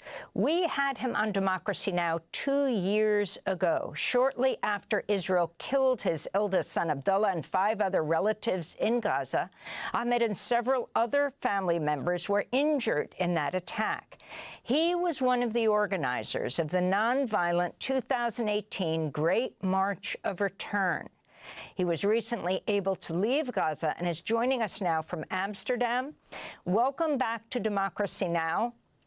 Ahmed, it's great to have you here. As we broadcast, Reuters is showing Khan Yunis live, buses arriving with prisoners. They already arrived in the West Bank. And, of course, just a few hours before this, Hamas released the 20 live hostages. Can you respond to everything that has taken place so far?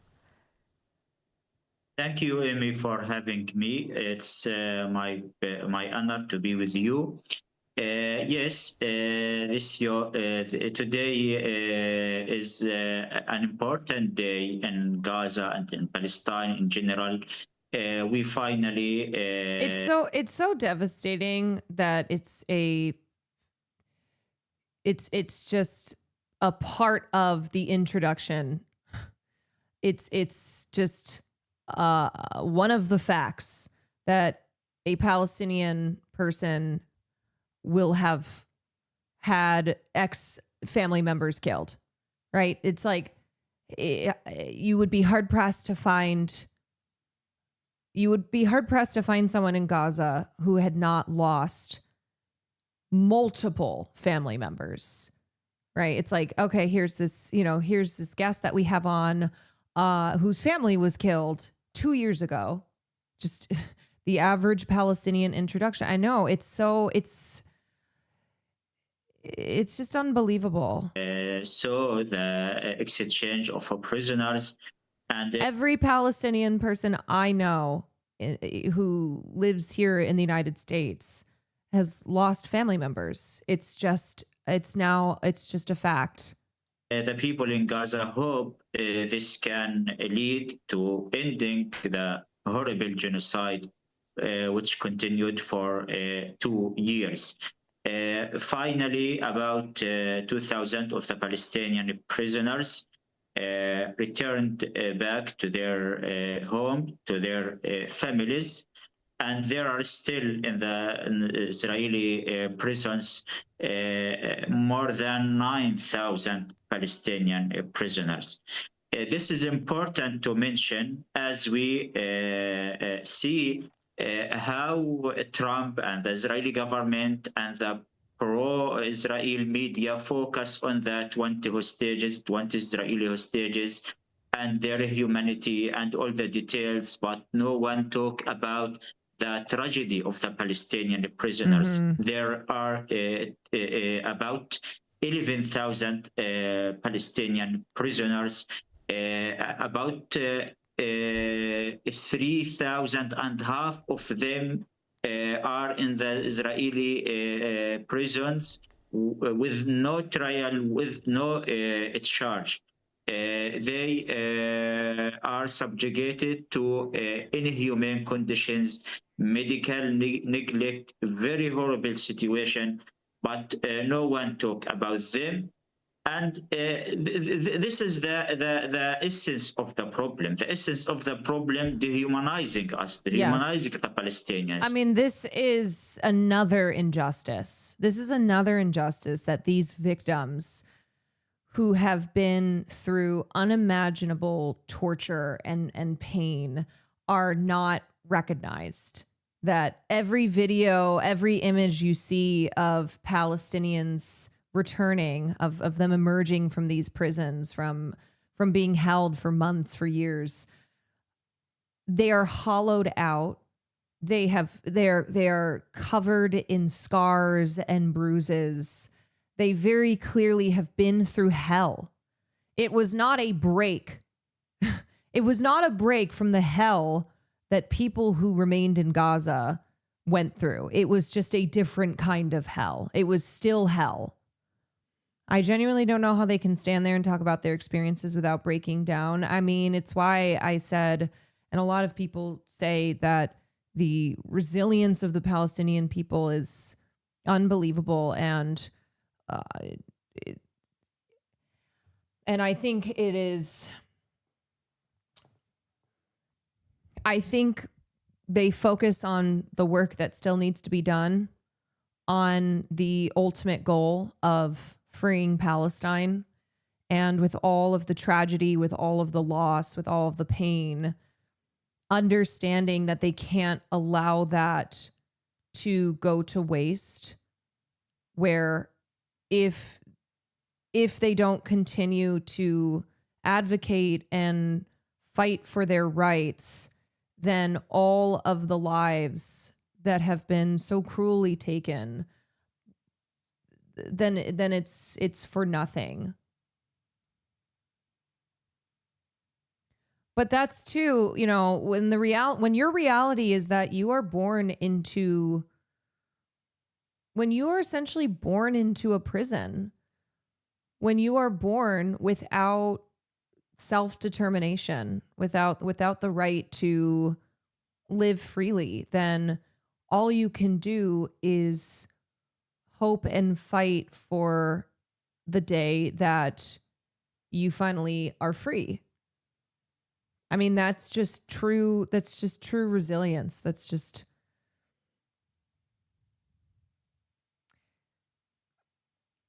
it's really something that most of us will never be able to fully understand, but we can admire and advocate alongside them. They always talk about the issue of the Israeli Literally, they got hostages, nothing to lose but their and, chains. they have to return to their home. But what about the Palestinians? What about 2 million of the people in Gaza live a complete catastrophic situation? The people in Gaza, including me, lost everything.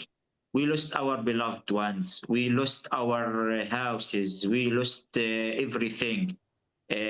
So it sounds like there are people deserve life, Israelis, and there are people don't deserve life in the perspective of Trump and the perspective of this colonial Israeli government. So yes, the people in Gaza need any opportunity to stop the daily massacres, which continues for 2 years. In the same time, we cannot say we are happy because we lost everything.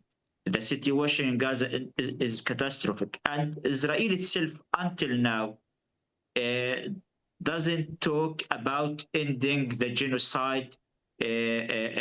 Just the Israeli war minister wrote a tweet that they will return to destroy the tunnels after the hostages return back to their homes. So the situation in Gaza, the people finally feel very little rest, that they can sleep without feeling that their tents, their places may be targeted anytime.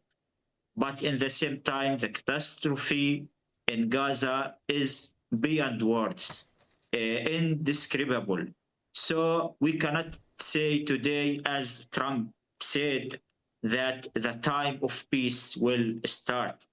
This is completely wrong. We cannot talk about peace. Which peace they talk about when the injustice is still continuing, when the violations against the Palestinians, the dehumanization, the denial of their very basic rights are still.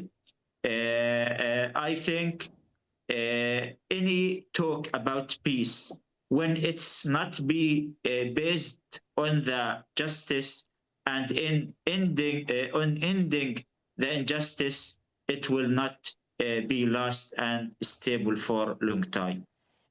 I just wanted to point out 20 Israeli hostages, all of them, have been released. And now, thank you, Digital Deluxe. Hamas, over the next days, apparently, is going to release the remains of hostages who have died.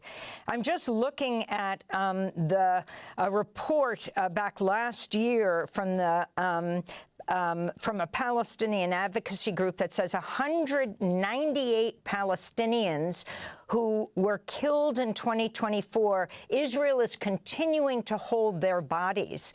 Was there any discussion of the release of the dead Palestinians as there was of the dead Israelis? Exactly. This is the problem. The problem no one talk about.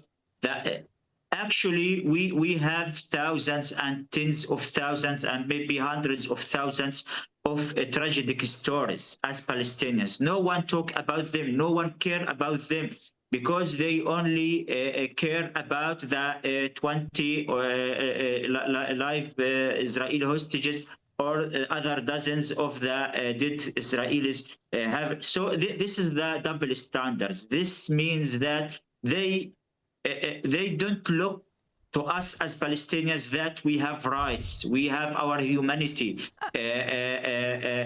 this is one story, the story of the dead Palestinians that Israel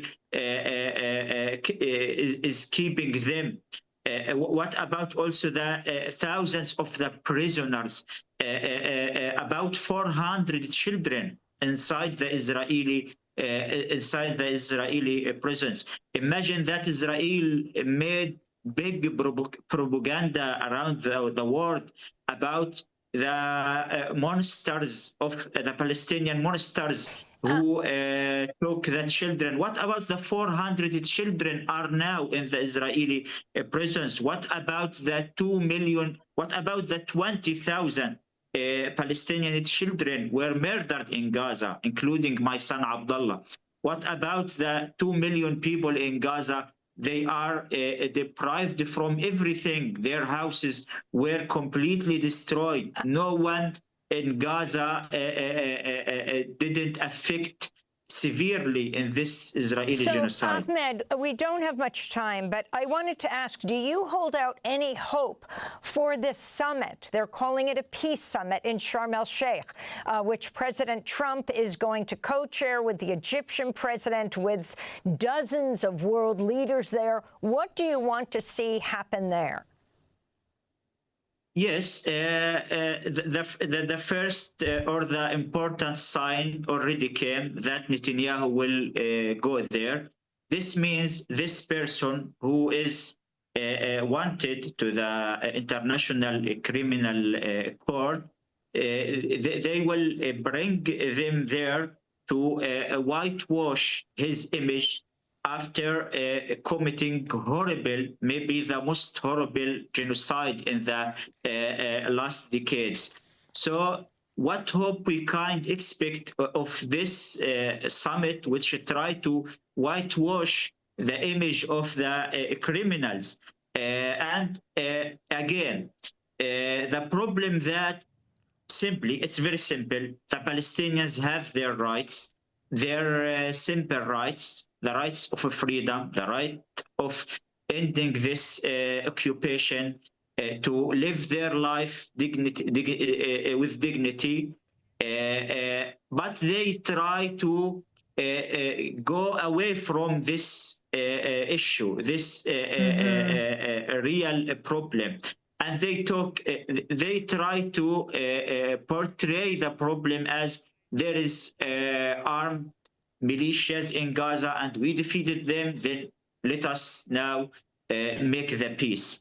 They are lying. Have you ever heard recently if Dr. Abu Safia, it doesn't look like the head of Kamal Adwan, which is mainly a pediatric hospital, who was taken by the Israelis, his son killed, has been released. And we know that Marwan Barghouti is also continuing to be held after decades.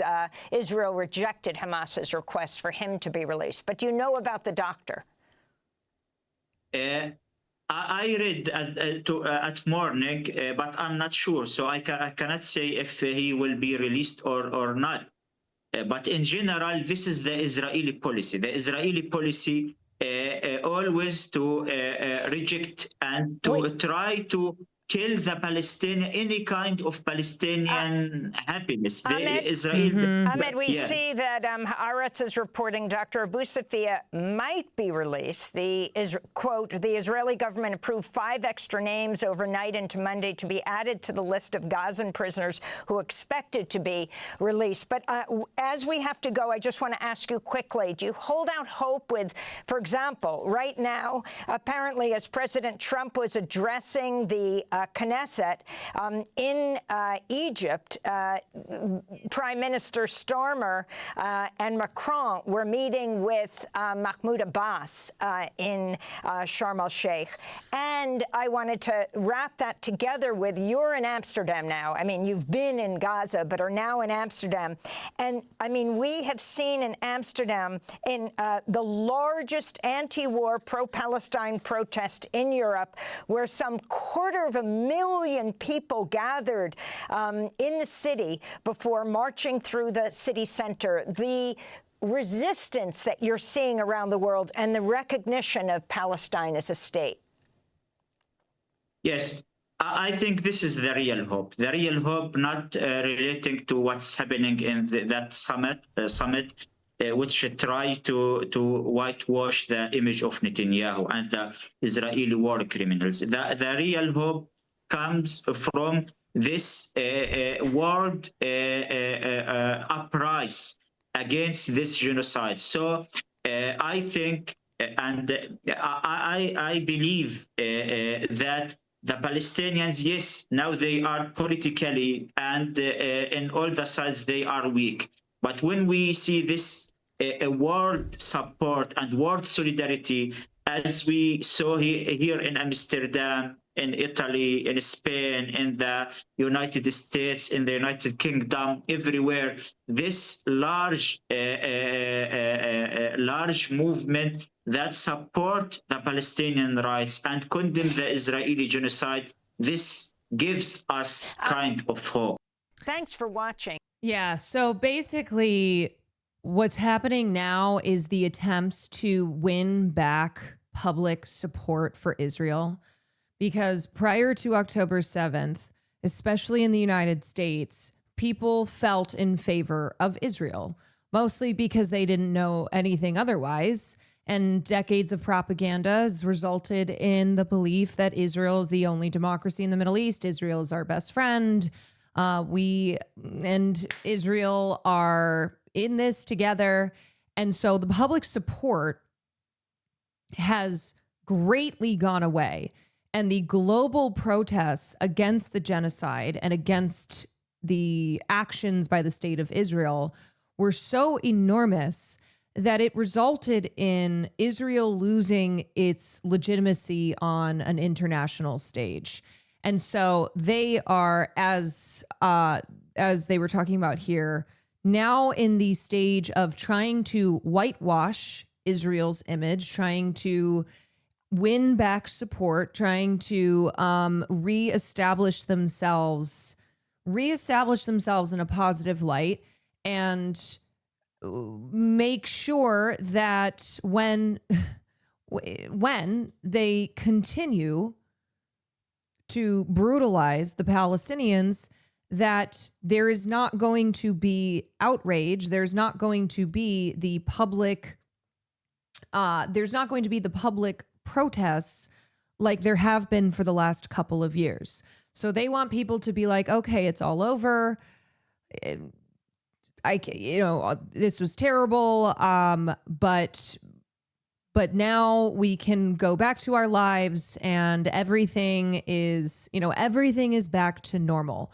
Well, normal was never good to begin with. Normal meant the Palestinian people living under occupation and living under a regime that was oppressing them every single day.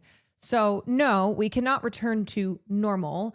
And the hope is that there are a lot of people in the last couple of years who recognize that this is not the end, who understand that the ultimate fight here is to free Palestinians from the shackles that have been placed on them by Israel. Normal is not a system of apartheid, is not the military occupation of the Palestinian territories. So it is important that people do not let up. It is important that people do not have collective amnesia and we forget and we move on, and then Israel gets to continue doing as they have always done, but without the global spotlight on them. And here's an example of how the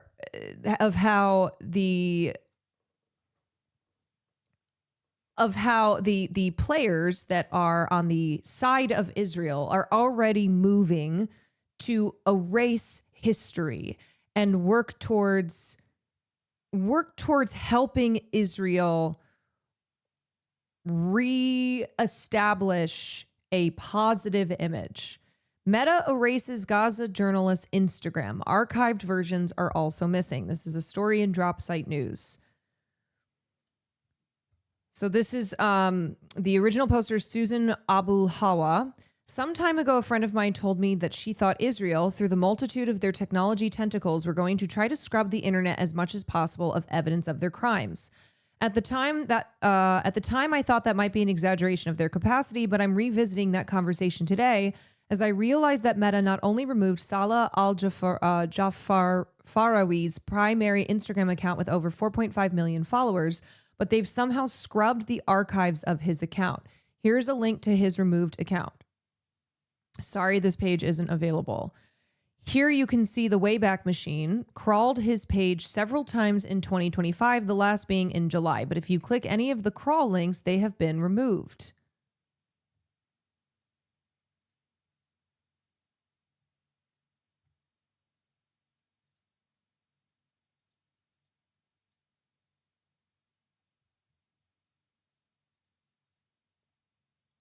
Here's a screenshot of the Wayback Machine showing that his page was crawled multiple times. But if you click on any of the active links, they give the URL. They give that the URL wasn't crawled.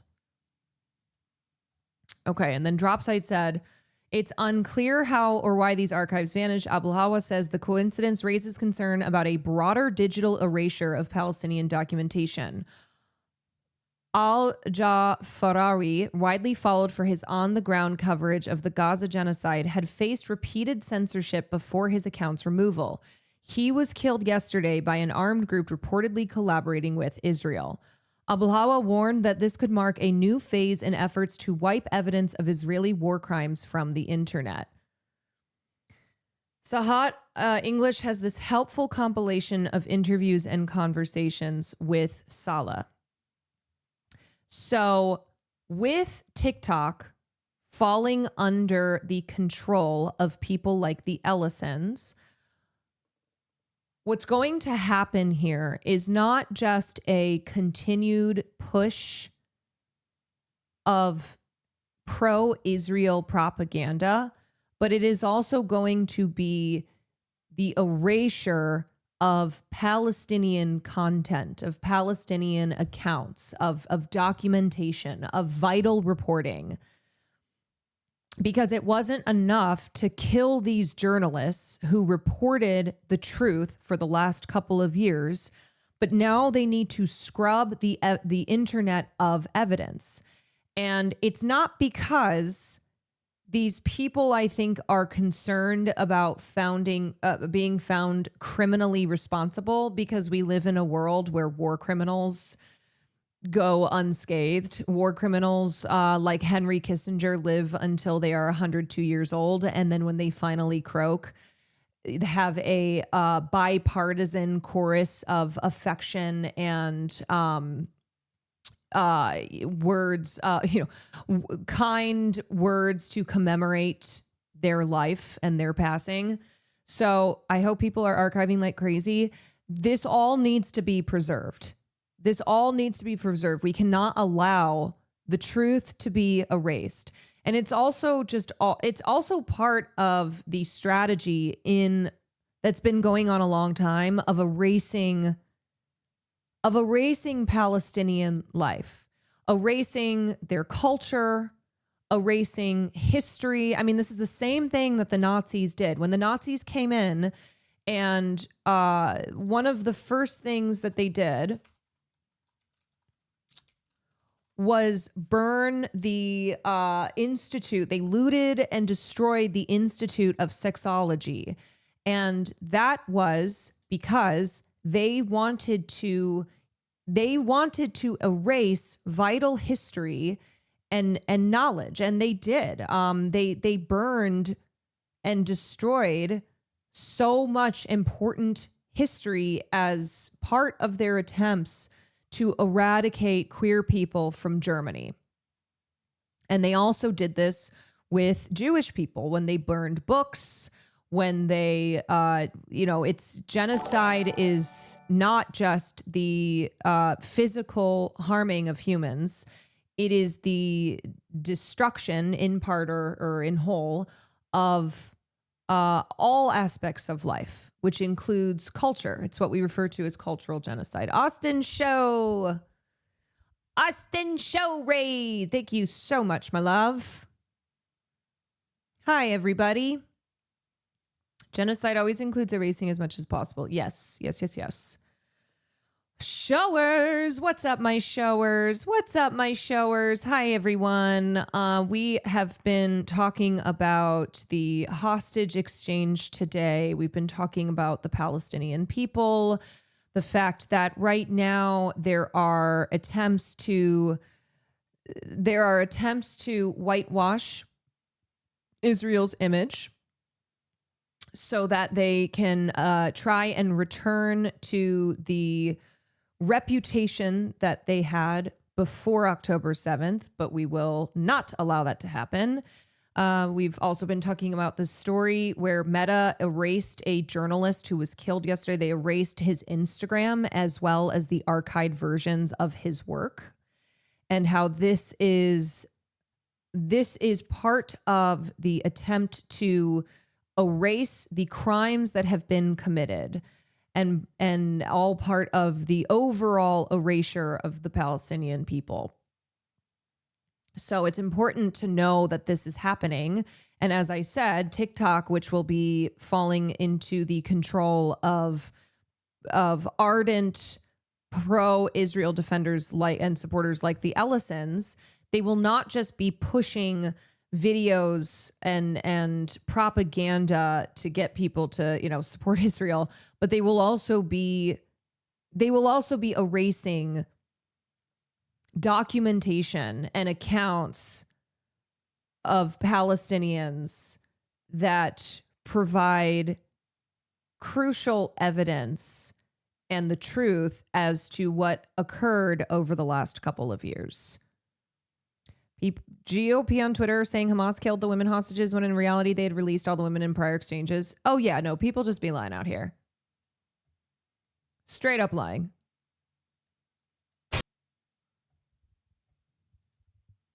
Erasing proof of war crimes and genocide history getting rewritten before our eyes. So obviously the people in here, people in a community like this, you guys know what's going on. You guys are not going to pretend that everything is fine, that peace has been achieved, that all is well. We can go back to the way things were, but it's for the average person who over the last 2 years has turned away from viewing Israel as an ally, the kind of general public that Israel and the United States assisting them are hoping to bring back into the fold. Or it's like, hey, y'all can't be mad at us if there's nothing to be mad about, if there's no longer anything out there for you to look at and go, hey, wait, this is wrong.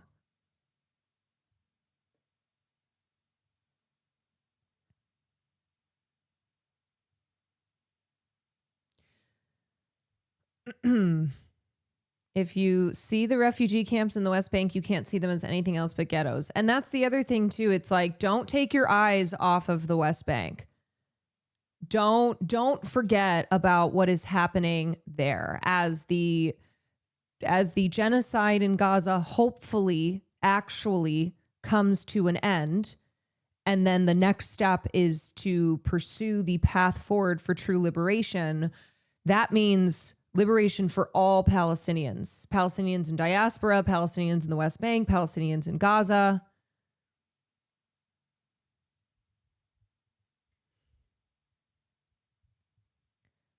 Okay.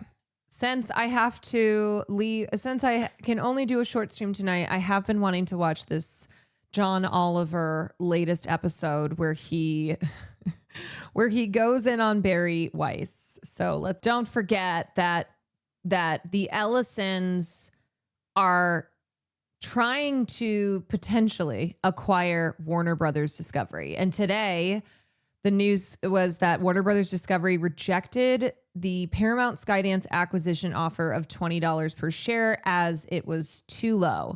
But they are eyeing Warner Brothers Discovery, which would then put them in control of CNN and HBO, which John Oliver's show is. This, okay, honestly, Barry Weiss is a perfect example of who the anti-woke, anti-DEI crowd thinks that DEI hires actually are.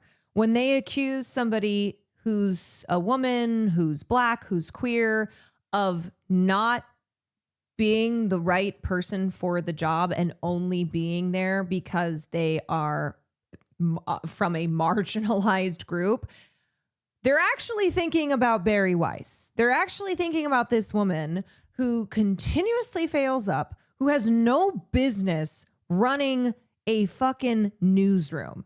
Yeah, she's the prototypical DEI hire as far as the right wing views DEI hires. But of course, because she's one of them, they don't care that she's not qualified. They don't care that she was paid $150 million for a fucking rag, for a blog that is just so clearly with the intention of let's make sure that we support Israel and let's make sure that we shit all over the woke crowd. Like that's resignation letter heard around the world. Who does this bitch think she is? Who does she think she is? Girl, ain't nobody around the world was given two shits about Barry Weiss. It's truly, you go around the world, be like, I mean, now maybe if they're paying attention to like the Paramount Skydance bullshit, but at the time when Barry Weiss was an opinion journalist at the New York Times, who's like, I'm leaving because my integrity is being compromised here, which reminds you, Barry Weiss was leaving also because she had this whole plan. She had people like David Sachs and Mark Andreessen and these other Silicon Valley tech types, these billionaires who were going to be funding her next project, the Free Press. So Barry was not leaving because she's like, my morals and my integrity.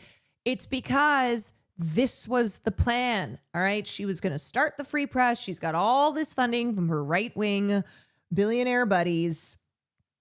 It's so English language centric thinking. Like, do you think a random Thai citizen cares about you?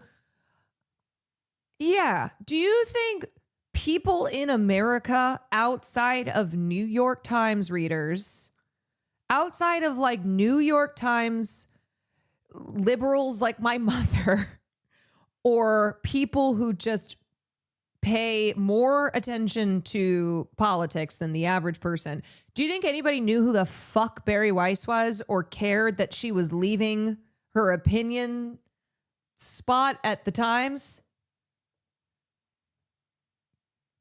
But of course, because it was her, what is your mother? My mom has always hated Barry Weiss. I have also always, I hate Barry Weiss. And I'm sorry because a lot of you in here probably only know about Barry Weiss from watching these streams. But also, unfortunately, you do need to know who Barry Weiss is because of her new position of power, because of the rearranging that is happening at places like CBS, and how Barry Weiss and these Silicon Valley billionaires are seeking to take over completely all media, which includes social media, which includes the internet. With fascists, they'll happily sit down with anybody on the right. And yet that's what they consider breaking out of your echo chamber, which is like, okay, Barry Weiss is also right wing, but there is always this capitulation towards the right. Do you think that they are sitting down with real leftists? Do you think that they're engaging in conversation with leftists? No. When they talk, it's the same thing that like the Democratic Party, they're like, oh, we reach across the aisle. Do you think the Democratic Party is reaching across the aisle to people like Zohan Mamdani? Do you think the Democratic Party is reaching across the aisle always to people on the right where they're like, well, I mean, we just got to all work together, don't we? We have to all work together except for the left-wing faction. Except for the left-wing faction here, which we have to destroy. We must destroy. Love to see you in Palestine. I'm sure you'd be treated very well. So it's funny because that line is always used by psychos like you who are like, oh yeah, you'll go to Palestine, they'll kill you. Actually, my concern of being in Palestinian territories, whether that would be Gaza or the West Bank, is that Israel would be the one that causes me harm. I would be beaten. I would be arrested. I would be brutalized. That's who I'm worried about. Do you think I'm worried about the Palestinian people? Or do you think that I would, just like the Palestinians in those territories, would be concerned with what Israel would do? I have a question. Do you really look at the last couple years? Do you really look at the last couple years and think the concern for somebody going to a place like Gaza is what the Palestinians who live there would do to them? Or do you think the concern is that they would be bombed, that they would be sniped, that they would be starved, that they would be kidnapped and held in one of these rape torture prisons? Have you seen what's going on? You are not only wrong, you are poorly informed. No, I'm not. But thank you for your unsolicited opinion. And every word I said is true. Unfortunately, you refuse to accept that. Nothing I can do. Tell me, I'm sure you've got a line somewhere in your pocket about how, so you support gay people? Yeah, well, do you know what happens to them in Gaza? I'm sure that's one of your faves to pull out as well. To be like, as a woman, do you know what Muslims do to women? Oh, you think you'd be so safe over there? I will tell you and anyone else that if I were to go to Palestine, my only concern is how I would be treated by Israel that occupies and brutalizes Palestinians and Palestinian supporters on a daily fucking basis. Why don't you look up people like Rachel Corrie? Why don't you go look up the story of Rachel Corrie? Rachel Corrie, who is an American, she was a member of pro-Palestinian activist movements. She went over to the West Bank and she was protesting. She put her body on the line as the Israeli forces were bulldozing Palestinian homes. You know what they did? They ran her over. They killed her. And she is not the only American that this has happened to. She is not the only American who either in the West Bank or Gaza has been killed or severely harmed, has been imprisoned, has been brutalized by Israel. So there are many, many, many endless reasons for me to know who it is that I would need to be concerned about. And that knowing if Israel were to do something to me, that people like you and other assholes on the internet would be like, haha, fuck around and find out. Oh, so sad. Oh, too bad, you Hamas loser. Like, you would celebrate it. You would gleefully laugh about it.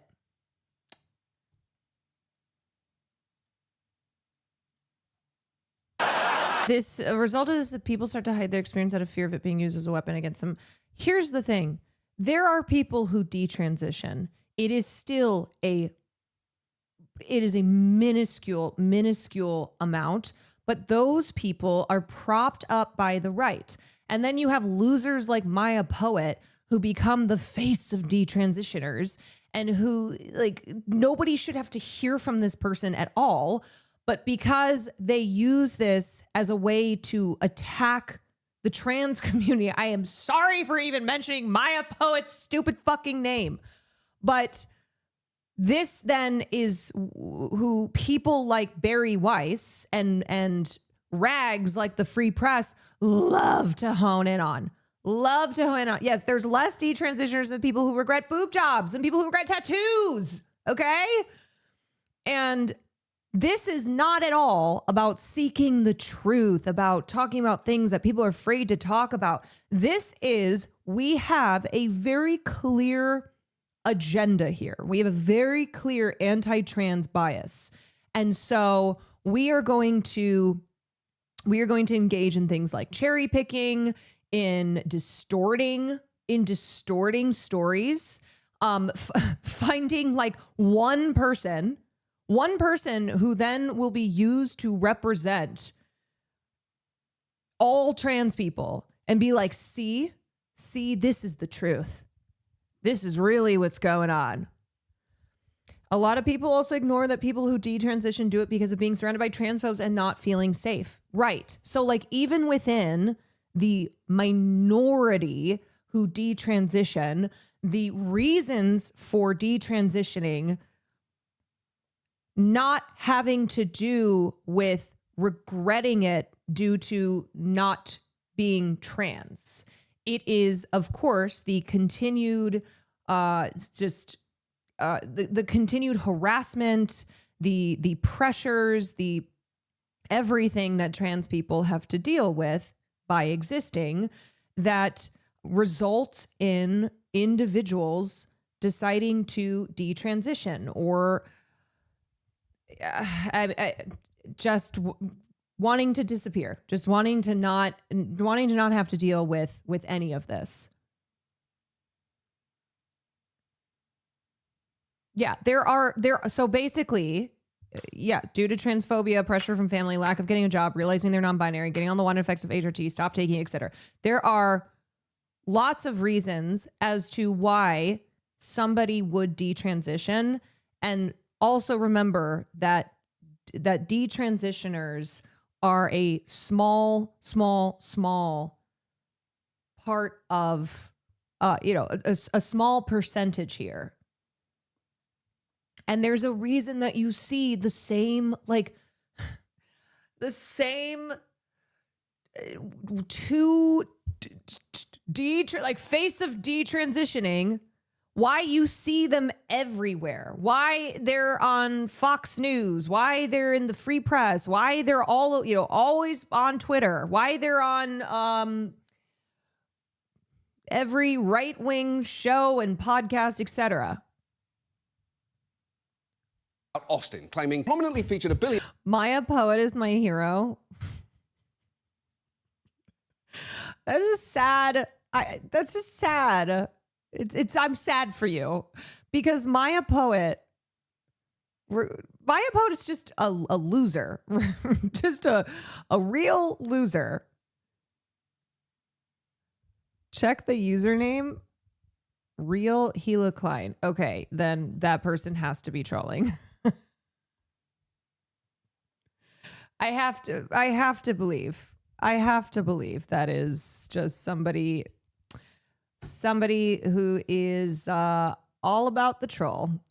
It's the same with migrant crime. Hate that phrase. The right always uses the same couple stories. Yes, they cherry pick, they use anecdotes and apply it generally. It's really frustrating.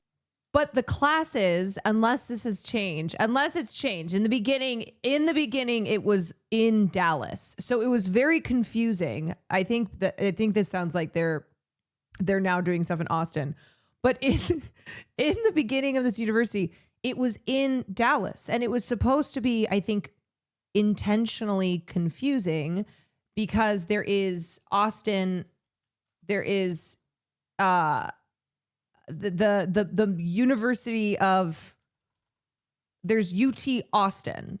Yes, there's UT Austin, which is a major university. And I think that's why I think that's why they named it this. I might have more experience than Barry Weiss in as a reporter in broadcast television. Okay, because I spent a summer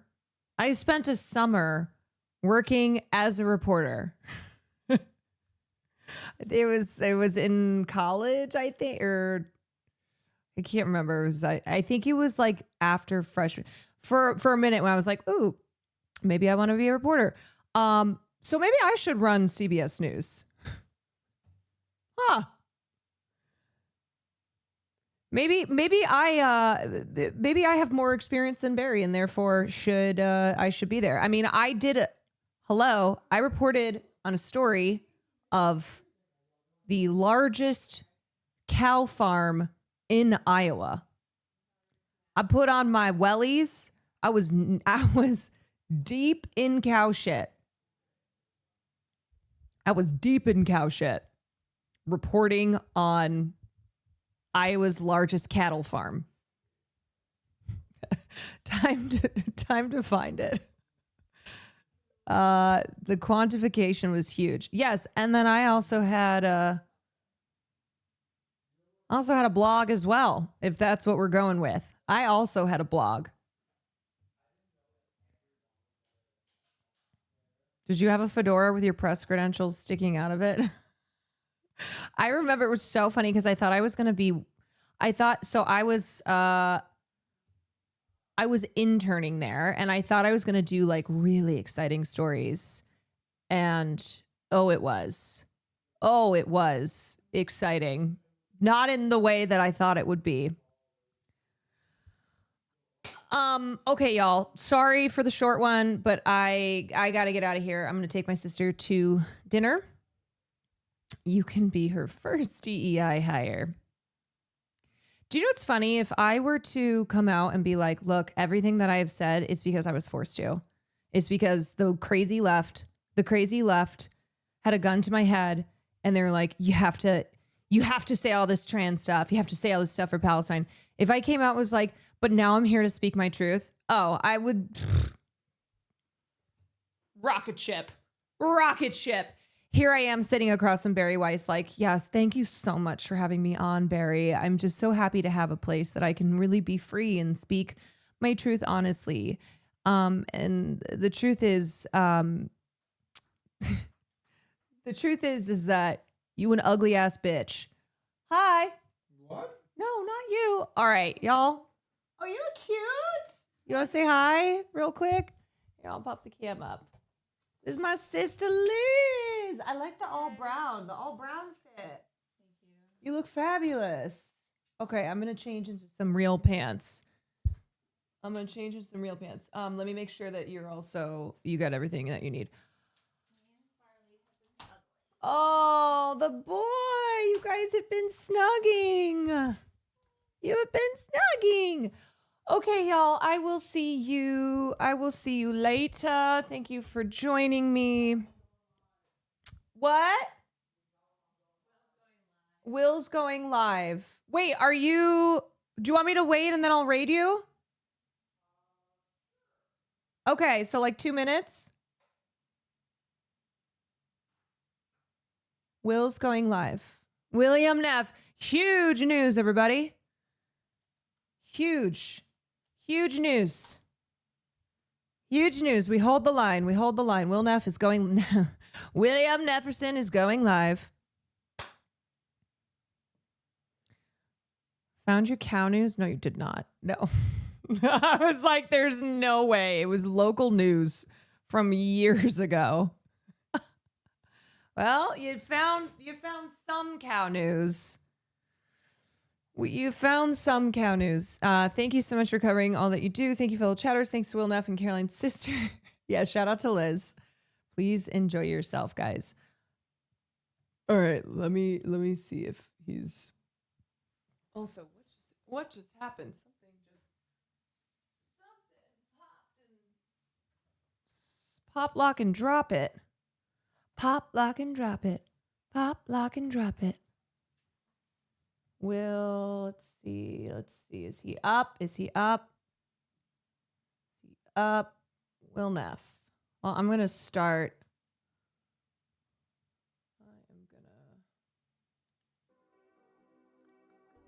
We're holding. We're stalling. Let's see that. Let's see that go live notification. He's live? No, he's not. Is he? No, you lied. You were wrong. You led us astray. My sister was cold earlier, and I gave her Will's coat that he wore at the Streamer Awards. It's a sleigh. Wait, is he live now? No, you know what? I'm just checking myself. I'm just checking myself. I started to send the raid. Let me text him. You live, bro? You live?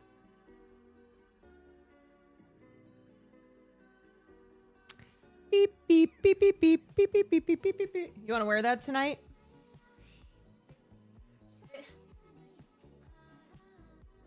It's been raining? Oh, it is chilly. Also, my sister told me, okay, I did tell people about the funny astrologist, how I didn't say the name, but my sister, no. I didn't say the name. But they found out that she's a witch.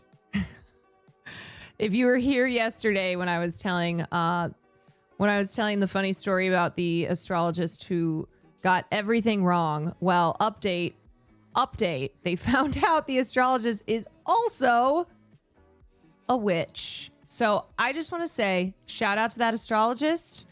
I believe you. Please don't curse me. Oh, the raid is sending. Shit. I started. Oh. Come on, Will. Come on, William. Come on. I totally believe you. I totally believe you. I gotta go, but I wanna raid you. Well, we do. I did make a reservation. And I know you get tired. You're not a late night owl. Did you nap? Yeah, I know. I'm always I'm cognizant of the fact that most people have more of a normal schedule than we do. So you did. You have it in you. Just send the raid. Should I just send it? Okay, wait. He just said he's going live now. He's going live now. Okay, so I'm gonna hit that. That is implied with the professional astrologer. Is it implied? Is it implied that they're also witches? It's like if you're an astrologer, then you're a witch. For sure. I don't know. But all I can say is that this one, I believe her. Okay. Oh. Ah!